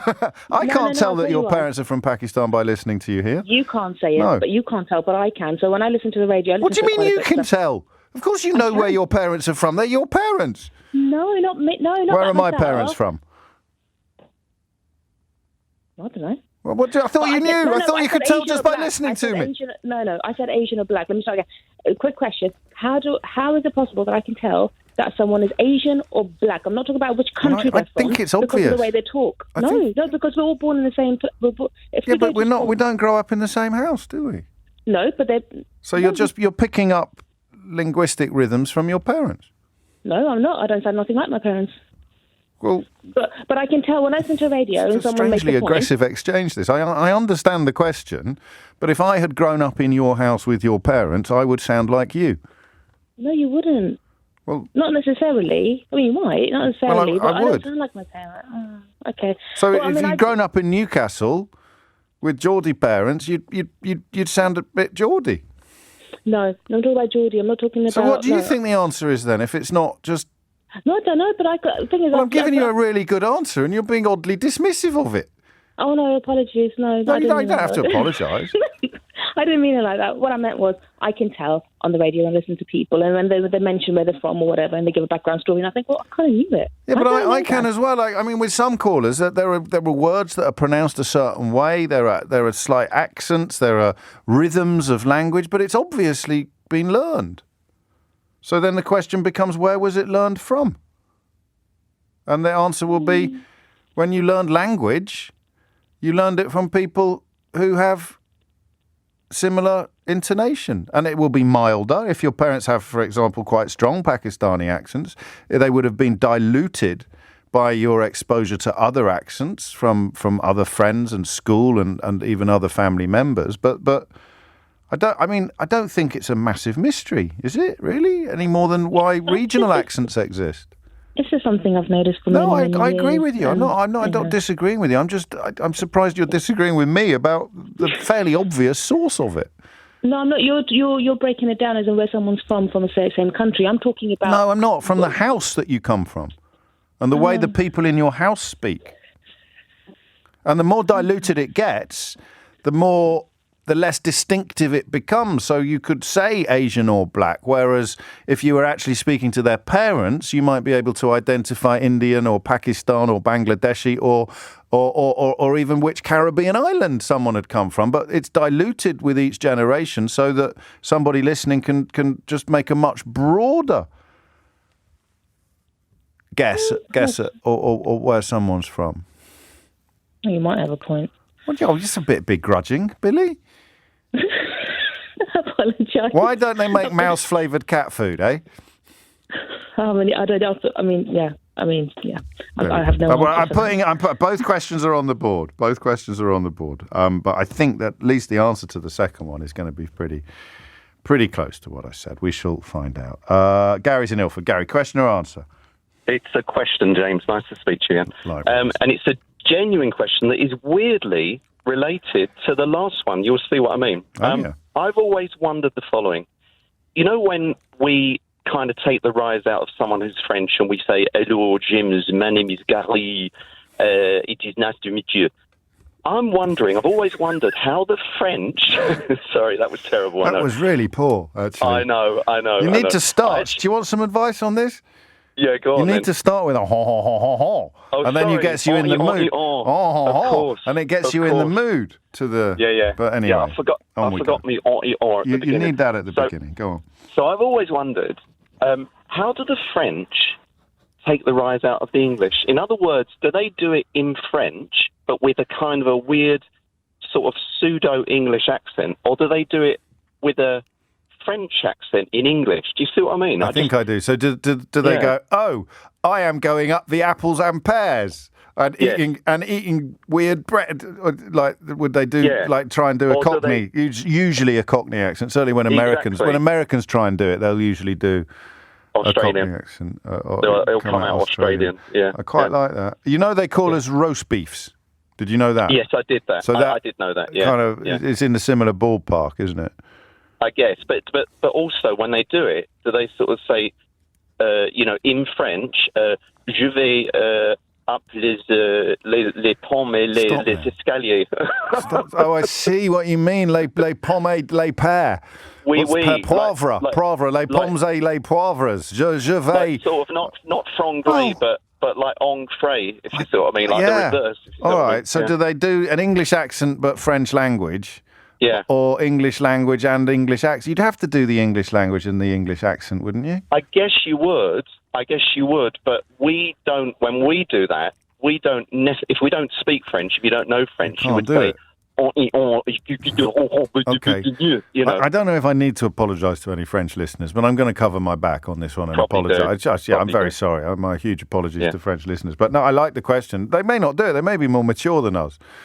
They may not feel the need to poke fun at the fact that we speak differently from the way that they speak. It could be another example of English exceptionalism, but we will find out. Thank you, Gary. 12:13 is the time. Bill's in Crawley. Bill, question or answer? Hi, James. It's a question, please. Carry on. Right, question about dogs. So, when puppies are born, they spend the first couple of months with their mother and siblings. Yeah. and when they reach 8 weeks, they get typically rehomed and separated, right?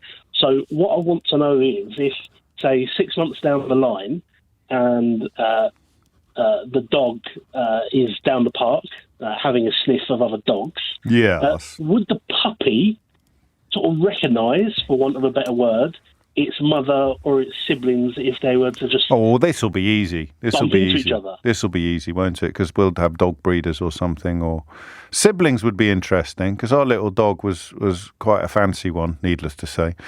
Our little dog was quite a fancy one, and we kind of knew where her siblings had gone. And there was one, not a million, when the dog came from up north, but there was another purchaser not a million miles away from where we are. So you sort of wonder whether you're going to bump into each other in the park and whether they'd know each other. Sometimes people stay in touch, don't they? Like, they give each other updates and stories on how the dogs are getting on. But with pedigrees, you've got the family trees, haven't you? You've got, this one came from Louis XVIII or something, whatever they call them.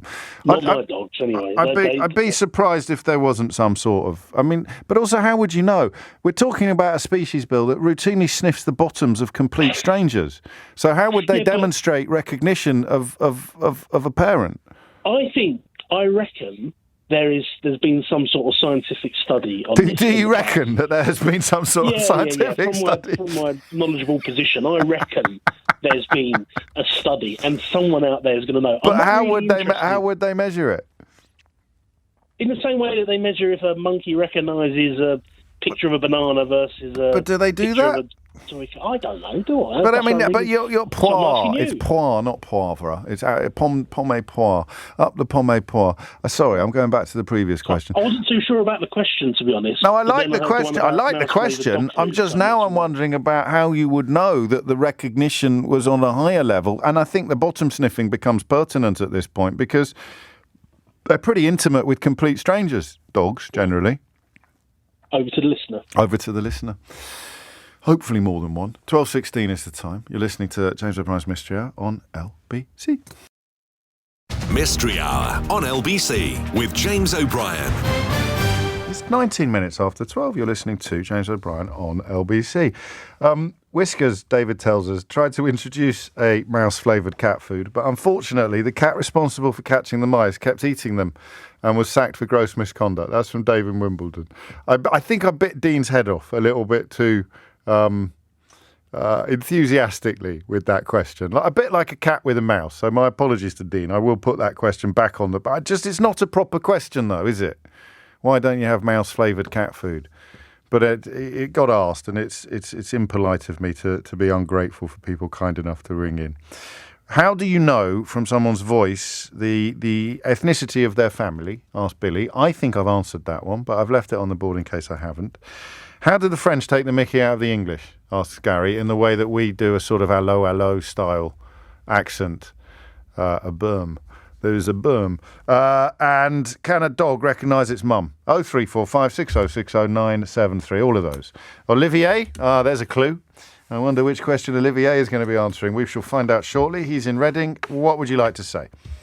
Oh, sorry, I rang up indeed about the French question. Right, there you go. Sacre bleu.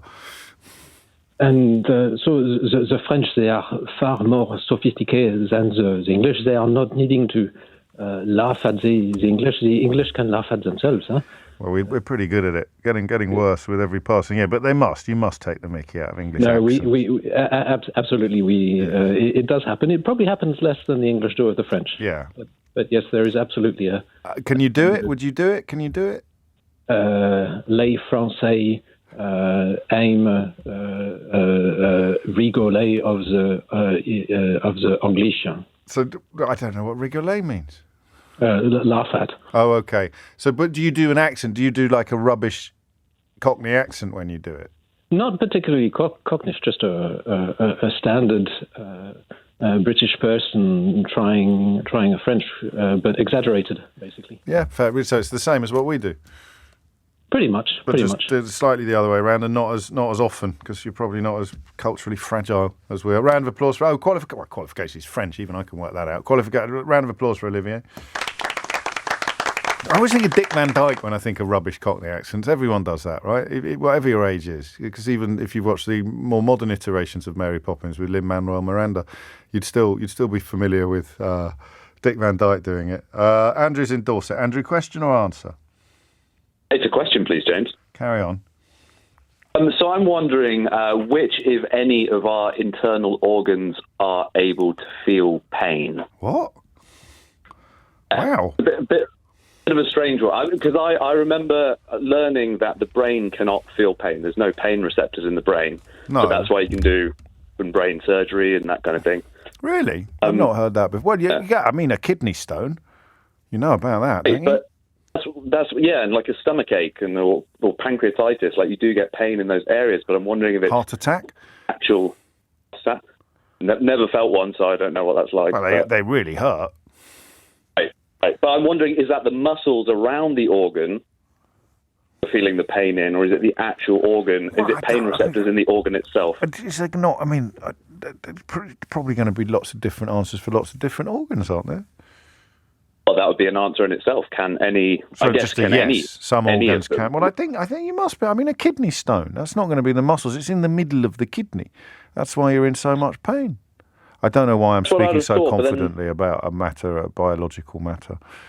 But then, I don't. Is the brain just completely unique? And I know that's another question, but no. maybe Okay, pain's an organ. Do organs feel pain? And you can answer that yes or no, can't you? You only need one to exist for the affirmative to be established. I like that. What have you got planned, Andrew? Nothing in particular. Just kind of idle curiosity. I don't want this call ending up on Crime Watch. Well, you have to keep your eyes peeled for that. Well, there you go. Do your eyes feel? Your eyes feel pain. Oh, there you go. Yeah, do they? Yeah. Well, come here. I'll poke you. True. In the eye. But is it, I'm thinking more internal organs. Oh, changing your story now. No one said internal organs. Also, I bet the back of your eye would hurt as well if I poked you there. That may be the answer. The eye, we may have got there. The eyes have it. Oh, this is poetry, this call. We've not only got the question, we've answered it while bantering, and at the end I can throw in the eyes have it. But I'll leave it on the board because I'm feeling oddly modest today. Carl's in Exeter. Carl, question or answer? It's an answer. Carry on. And it's about the puppy. Oh. We've got an 8-year-old poodle. Yes. Who's with her mum for 13 weeks before we picked her up. We live 100 miles away from her mum. Yes. And we did a reunion after about 6 months. Yeah. She recognised her mum absolutely instantly. How do you know? Up, made a huge... How do I know? She ran up and made it. So she cries and whimpers and jumps up and down. When we see her, she ran over to her mum, licked her, cried and whimpered and everything like that. We've met her twice again on beaches, once in North Wales. and not by accident. No, by accident. Really? We were in North Wales. Her breeders, the breeders that thing her were in North Wales at the time. Okay. We were walking along the beach and she made a beeline for another dog and just went bonkers over it. We walked up and it was Arthur and Glynis who were her breeders. Well, not Arthur and Glynis, the poodle breeders. Pardon? Yeah, sorry. But she made an absolute beeline. She loves other poodles anyway. She made a beeline, but she just went completely bonkers. And she whimpers and cries and everything when she sees somebody she recognises and hasn't seen for anybody. And she does that both with the breeders and with her mum. Yeah. So I came home afterwards and I went, I wonder if that's normal. And there's a few studies that show that they get their smell. And they understand their smell and their mum's bark for years afterwards, and things. So she's just come up to me and given me a cuddle now. Hello. I'm talking about it. Hello. Poppy. Well, Poppy, is it? Poppy's my Hello, poodle, yes. Poppy. And she's 8 years old. What a gorgeous little thing. How about, or not that little actually, how about siblings? She sort of knew her siblings, but just in a playful way. Right. But you haven't had any reunions yet with siblings? At 6 months we did. At 6 months thing. And she sort of played with them, but there was she might have played with a fellow poodle of the same age in the same way, but the parent... She plays with every poodle she finds. Yeah. But she's absolutely gorgeous. So the siblings, not so much, because I think the smell is different by the time they get there. But her mum... She was over the moon to see her mum. Oh, how lovely. So I came home and looked, and there have been studies on it. You're on. Round of applause for Carl. Oh, thank you. Qualifications, there have been studies on it, and also, obviously, Poppy being the case study. I nearly said the guinea pig then, but that would have been confusing for Keith. David's in Haywick in Scotland. David, question or answer? Question, please, James. Carry on. What gives England the right to the national anthem when it comes to sport? I mean, that's a bit controversial for Mystery Hour, David. You're bringing in. This is the kind of thing that the police have got a very low tolerance threshold for, and they're not going to accept this kind of. What? So you mean when the United Kingdom is performing as? No, when the likes of the rugby and the football and things like that. How Scotland would be Flower of Scotland, England gets the national anthem. Oh, I see. So why is there not a specific song? Don't they do Jerusalem at the rugby? No. Are you sure? No, of course you're sure. No, of course you're. So in a way, there should be 4 or at least 3 anthems for home nation ties. That's right. And then we all revert to God Save the King when we're playing as one team. Yeah, like at the Olympics and that. That's a good question, actually. I mean, I presume it's just we're just like Big Brother syndrome. We're the biggest part of the union, so we'll have the national anthem. Thank you very much. But it is odd, isn't it? It's anti-Scottish, of course, the national anthem. It's got that verse that no one sings. Well, verse that I think it's been dropped now. Yeah, but it's still there. It was there when we started singing it. So yeah. So it was the English national anthem, and it's been adopted by the other home nations. Yeah, maybe, yeah. No one asked you. We just adopted you. We just said, right, that's the anthem. I wonder what there was a book about. No, that was the Union flag. Someone must have done a book about the national anthem. I read a book about national anthems. The story of the French national anthem is fascinating. I'll find out for you, or at least I will do my best, David. How come when if England are playing Scotland, England sing the national anthem for the whole of the UK? 03456060973 is the number you need. Shall I squeeze in Simi, or do I need a little bit longer than is available to get the full force of that? Is David still there? Yeah. How badly did I dispronounce the name that you called from? Terrible. Yeah, it's Hoik, right? Yep. Yeah, sorry. Why didn't you correct me, man? Just pleasantly, that was all. How am I ever going to learn if people let me carry on making mistakes like this? This is true, yeah. So, Hoik. Yeah. Hoik. Mm-hmm. Not Haywick. No. Sorry. It's okay. Not a problem. No, well, it is a part. I like to, I'm a perfectionist. So it's appalling, really. It's I don't like to think of myself as being a London exceptionalist, but I am on stuff like that. Let's get the headlines now from Amelia Cox. Mystery Hour on LBC with James O'Brien. Call 0345 6060 973. It is 12:33. You're listening to James O'Brien on LBC. Questions still in need of answers. Why? I sound more enthusiastic when I say this. Why isn't there any mouse-flavoured cat food? How can you tell what ethnicity someone is, or what ethnicity their family is, just from their voice? And it probably is a bit more than accent, but what? We've done the French one. The dog one was lovely. I've just broken the habit of a lifetime and tweeted an animal film on because someone sent me a lovely picture of a 6-month reunion between puppy and mother, which I thought you might like to see. I think the organs and pain question is getting worse with every passing moment, because skin is an organ as well, isn't it? So obviously skin, it might be your biggest organ, Keith, but obviously you can feel pain in your skin. And the national anthem question was very nice. Simi's in Croydon. Simi, question or answer? Hi, James. I have an answer, and bear with me. I'm a first-time caller, but I've been listening since I was like 15. I'm 34 now. Good Lord. I don't think... God, I have been here that long. How terrifying. Oh, my... Well, I'll get the hang of it one day, Simi, I promise you. You're doing great, James. You always do. Thank you. Which one? So I have an answer to the question about ethnicity and on the phone. I am in the same boat as Billy because I can hear it. Yes. I come from a South Asian background. My parents, though, moved here when they were like 5. So I'm almost second generation. I think the difference is that we hear it because it sounds familiar. Traditionally, a lot as well, we live in extended families. So I grew up with my grandmother. We kind of stick together that way. And my grandmother would have learned English with an Indian accent. Yes. And if she heard me speak English with my very Croydon accent, she wouldn't pick it up as easily and she wouldn't hear it. So often we have different tones and different nuances in the way that we speak. We have heavier sounds in our, say, Ds and our Gs. Yes. Which makes it easier for them to understand. And inevitably what happens is how we speak English at home, which we would and we do, is different to perhaps how I speak English with you. That's and code changing. It's code switching, yeah. Yes, code switching. Could you tell, when Billy rang in, could you tell that Billy was Asian?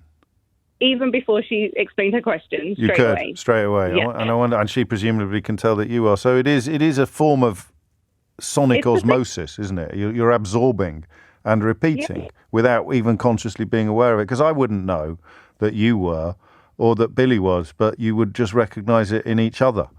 Oh, we can hear it straight away. Gosh. Just because it's so familiar, and it just shows that actually we haven't.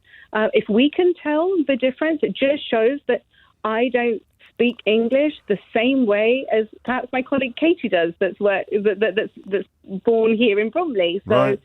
We still do have a difference, but again, it's who we've learned. Like you said, I wonder whether the Irish can do it. I wonder whether second-generation Irish people can sort of pick up on certain things from.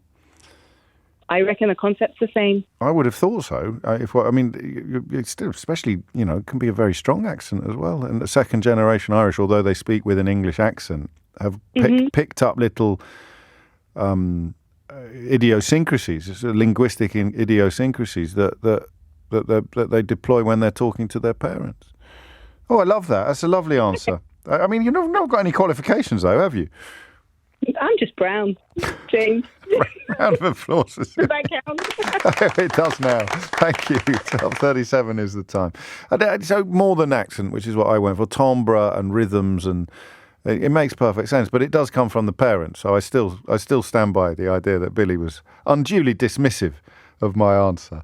Matt's in Chesterfield. Matt, question or answer? It's a question, please, James. Carry on. So the other day, I bought my daughter a dead leaf mantis, which is really, really small and quite expensive. How much? And we started, quite expensive for an insect. It was 12 quid. Yeah, it's expensive for an insect. It is.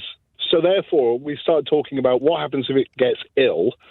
And the question is, therefore, what is the smallest type of animal that your average sort of high street vet will work on? Oh, to be honest, if you're going to pay, they'll probably work on it. You never meet a poor vet these days, do you? Can't believe how much so they'll probably have a crack at anything if you were picking up the bill. A tiny little fish, you can buy medicine for, can't you? You can buy stuff to put in the water. You could probably buy that from a vet. But what do we mean? Do we mean hands-on? Well, we discussed fish as well, as part of the conversation. How would you operate on a fish? But it was, cats and dogs, mammals, and birds. So I presume you could take your parrot in, but definitely. Maybe not just size, but sort of genus of animal. Could you take a dead leaf mantis in to the vets?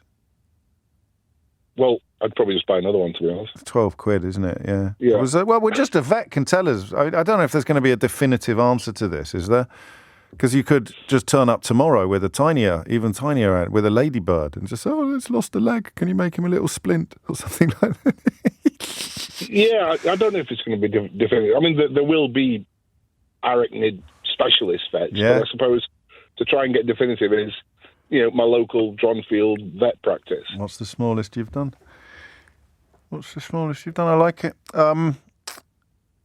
I can't hear the word Dronfield without thinking of a lovely woman that I was in a play with when I was 16 years old. It's quite bizarre.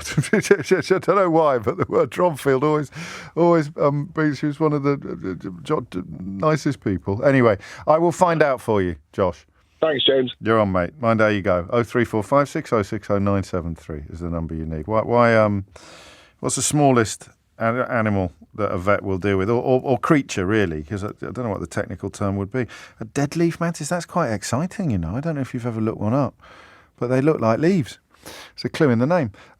Susan's in Manchester. Susan, question or answer? Hi, James, it's an answer. Yes. I wanted to just expand a bit on the question about how you can tell someone's ethnicity from their voice. Okay. I think everything you've said so far is definitely a contributor, but your voice is also dependent on how your mouth is sized and shaped. So a black person or an Asian person has very different physiology to a white person, for example. In what ways? And therefore your mouth is different. Really? Yeah. So it's to do with sort of the size of your mouth cavity, the size of your teeth, the arrangement of your teeth, possibly even skull resonances, but that's getting a bit beyond my expertise, to be honest. That will be a part of... So it's a big pie, this, with lots and lots of slices, isn't it? And that could be one of them. Things chip in, yeah. Oh, I love that. Qualifications? I'm an acoustic consultant and a bit of a nerd. Of course you are. Round of applause for Susan. Thank you. Oh, I love that. Of course, that's going to have relevance, pertinence as well. I like this as well from Richard. My name is Richard. I've got some very good French mates. I go sailing with them every year up the coast of Brittany, where they have a boat. I am subject to a constant torrent of abuse for being English, including the classic roast beef. But now I also get called a dirty Brexiter, or quite simply Brexit. I don't know why I do it, but could you give them a shout anyway? Miguel, Sam, Jacques and Etienne. They're not going to be listening, are they? Highly unlikely. But there it is. So Brexit is now a term of abuse when French people are abusing English people. And frankly, who can blame them? 12:42 is the time. You're listening to James O'Brien on LBC. We need some answers. Come on. I can't do all the work here. So we've done that one. Why is there no mouse-flavoured cat food? Maybe that's not a daft question, and you can humiliate me while also winning a Mystery Hour round of applause and the chance of winning a Mystery Hour board game. Organs and pain. I think that is a daft question, not least when you remember that skin is an organ. Why do the English get to sing the overall national anthem at home? I think they do Land of Hope and Glory at the Commonwealth game. I'm imagining this, or Jerusalem or something. But David's question is about, if England play Scotland, why do England sing the song that is theoretically the Scottish national anthem as well? Smallest creature that a high street vet can operate on, and room for a couple more. Josh is in Mill Hill. Josh, question or answer? Question, please, James. Carry on. Why do we need to know where things are made? So, as an example, in front of me, I've got a notebook that says made in Italy, toys are made in China, or clothing is made in wherever. Yes. What is the legal requirement for knowing what country items are made from? I think I know this, and I wouldn't have been able to answer it before Brexit. Intrigued? Because of trade agreements. So if I'm bringing something into the country that was made in a country with which we don't have a trade agreement, then there are frictions in place, or free trade agreements, or even frictionless movement. So if it's made in France and it's moving into Spain, then it can move absolutely cleanly. If it's made in China and it's moving from France to Spain, that doesn't quite work, does it? Because it can move absolutely cleanly as well. But I think the broad thrust... Exactly. But the broad thrust of my answer is correct. It will be trade agreement. No, but that's because the trade agreements between France and Spain accommodate it. But elsewhere... If there's anywhere in the world where it's going to matter, and there is, then you might as well stick it on everything you make. It might even be WTO rules. Possibly. But why do I need to know that as a consumer? Well, you don't. It's not for you. It's not for you. It's not for your... Well, you might care because you might want to buy British. But it's for the trade. It will be for the trading agreements, customs duties, tariffs, friction, all that sort of thing. Has to be. Okay. I'll give that one to you, I guess. I'm going to take that one. Ask me what my qualifications are. There are qualifications other than being radio presenter? No, ask me properly. Ask me what my qualifications are. Qualifications? I've never been wrong about Brexit in any way, shape or form. And give yourself a round of applause for that, I will. James. Thank you very much. I'm probably wrong about that, though. It is coming up to 1:45. Mystery Hour with James O'Brien. This is LBC. 12:48 is the time. Mystery Hour is upon us. Well, it's long past, nearly behind us, actually. I better hurry up. Susan's in London Bridge. Susan, question or answer? Answer. Carry on. So, yeah, the cat food that's made out of mice. Pardon? Why is there no mouse-flavoured cat food? Yeah. So I'm looking at a tin of it right now. A tin of mouse-flavoured cat food? Yeah, it says 100% mouse. It's from Germany. But is it a joke? So it's like, no, it's serious. It's deadly serious, especially for the mice. Yeah. Well, yeah, I think when you think about it, they breed mice, don't they, for like all sorts of things. But they breed mice to give to reptiles and stuff. Yeah. Like they do. You can get some, but I think the reasoning behind it is like when cats eat like mice in the wild, and what your caller said about they don't chase down a cow. No. When they eat the little mice in the wild, I think they eat all their sort of internal organs and the heart and the liver and the little bones. Well, they don't even bother doing that, do they? I mean, yeah, that's true. I think the real answer to the reason why I was slightly impatient with Dean's question is because I spend a little bit more time than I would like getting rid of mice and their remains after they've fallen into the clutches of my cat. And I know for a fact that if the cat had 100 mice, it would still prefer a lovely bowl of the ridiculously expensive cat food that Mrs. O'Brien treats them to. And also, imagine the fuss and the fiddle in filleting a mouse. Well, I know. It's not like you've got. I mean, you just get down the abattoir, sweep the floor, and you've got a wheelbarrow full of lamb cat food or cow cat food. But mice, how many mice would you have to deal with to fill it? So they make it in. Does the cat like? How much does it cost? I bet it's expensive. It was like. It was.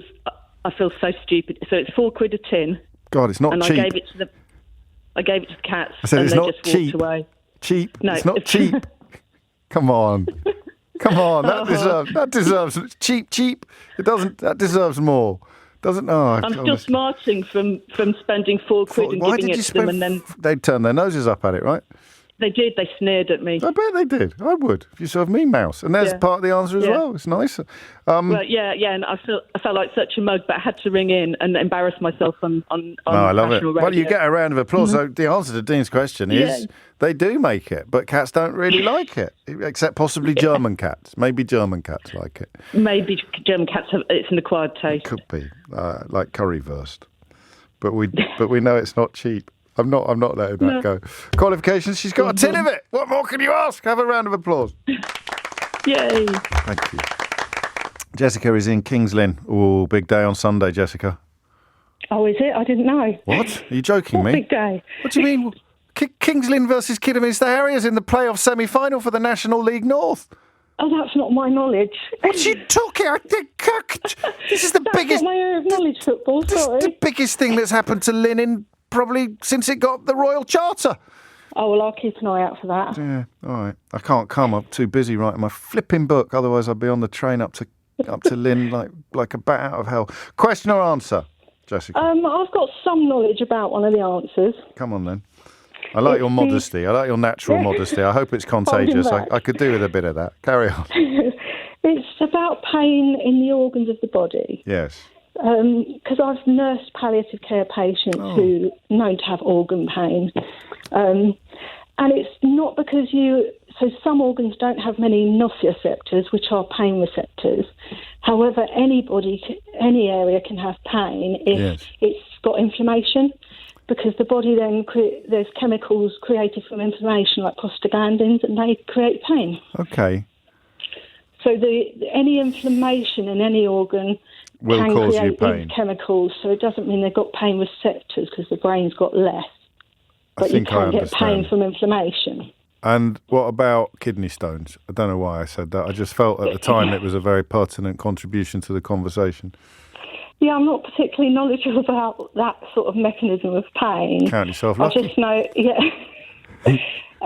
the other thing I thought about it was with the brain, and people say, well, you can have surgery on the brain, it doesn't hurt.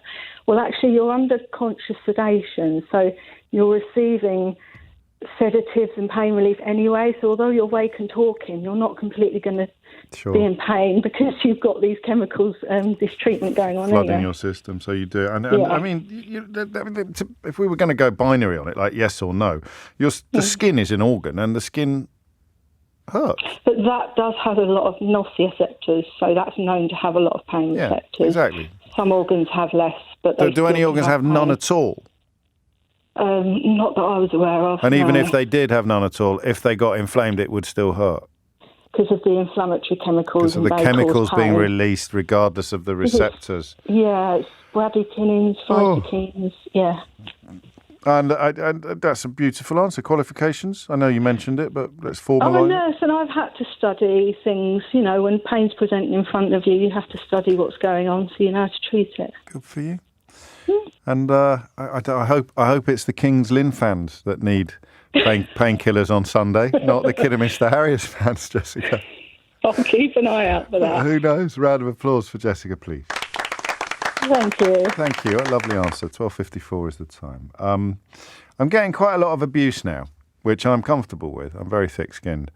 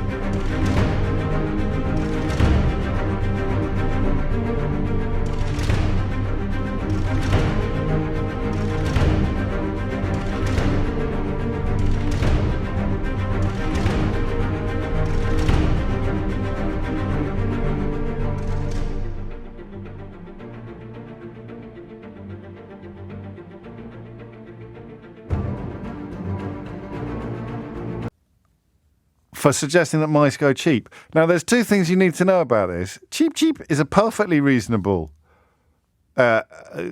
depiction of the noise that a mouse makes. You might more commonly associate it with, for example, a canary or something like that. But I bet you that in other... the French don't say cock-a-doodle-doo. They say cocorico, cocorico. I'm 100% certain, and I will brook no quibbling, that somewhere in the world, the noise that humans make when they're doing an impression of a mouse is cheap. Cheap. And I'm pretty sure I've encountered that on my travels. I'm 99% sure that I have encountered a cheap noise being routinely used as a noise for the mouse makes. So I'm having that. It was a brilliant joke, frankly. I liked it. What was the name of the lovely lady that answered? I've stopped writing down names. I'm not going to be able to give away the board game at this point. So mouse cat food. What was the name of the mouse cat food lady? She's not going to want to be known as that for the rest of her life, is she? So, say again? Susan, of course it was. And then Jessica is in King's Lynn with the organs. Who am I going to give it to this week? It's a tough one. Etty's in Kentish Town. Etty, question or answer? Answer, James. Carry on. National anthems. Oh, yes. England doesn't have dibs on God Save the Queen. So at football, Northern Ireland also sings God Save the Queen. So when England played Northern Ireland in qualifiers last year, that was in the women's game, only God Save the Queen was played. Twice? Yep. Oh, that's brilliant. You're 100% sure about this? 100 million % sure. I went in 2016. Oh, I love it. Northern Ireland were in the men's football in the Euros. Yeah. And I went to a game, they played it. And you were saying about the Commonwealth Games. Yes. You're spot on. England sing Jerusalem there. That's because it's just, I guess it's a different protocol. No one sings God Save the Queen at the Commonwealth Games. Maybe that's because all of the Commonwealth countries, all of the home nations always compete different So it's protocols. just the rugby then, really, as far as we can tell, where we have this division that David described. Well, in the rugby, obviously, Ireland play as one team. Yes. There is no Northern Ireland, so they wouldn't be able to. My suspicion would be that for the rugby, if Scotland or Wales wish to sing God Save the Queen, they would have as much of a right to as England. So you would either end up with both of the countries singing it or neither. So it would either be like the football or the Commonwealth. It's an incredibly comprehensive answer. What are your qualifications? Watching sport. You're a bit fanatical sports fan. Observation. I bet. I mean, you think you're a big sports fan. I bet you're not going to King's Lynn on Sunday, are you?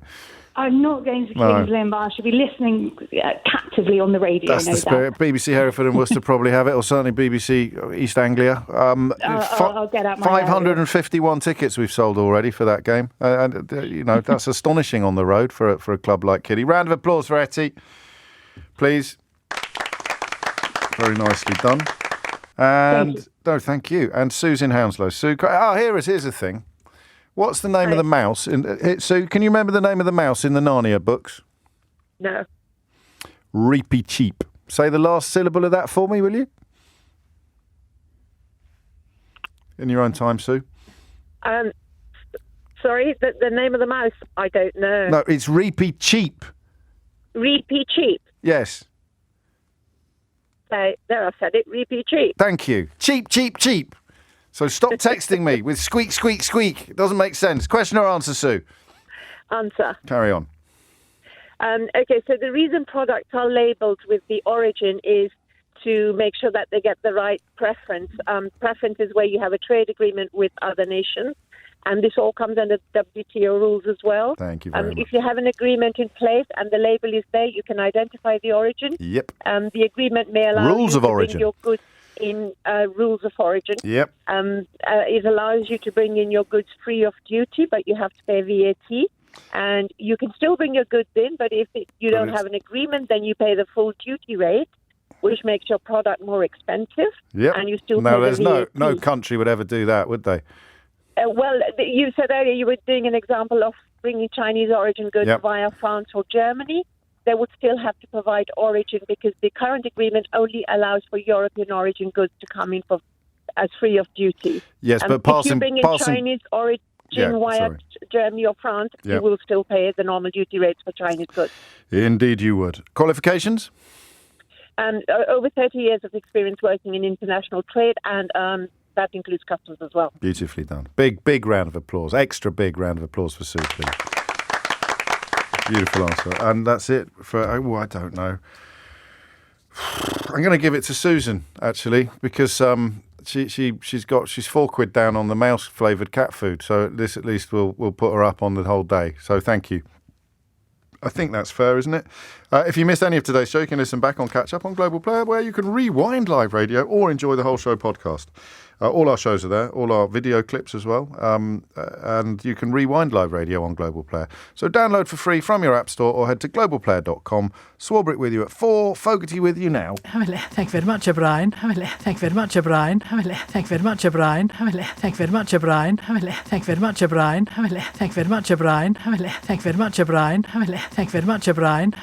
Thank you very much, O'Brien. Thank you very much, O'Brien. Thank you very much, O'Brien. Thank you very much, O'Brien. Thank you very much, O'Brien. Thank you very much, O'Brien.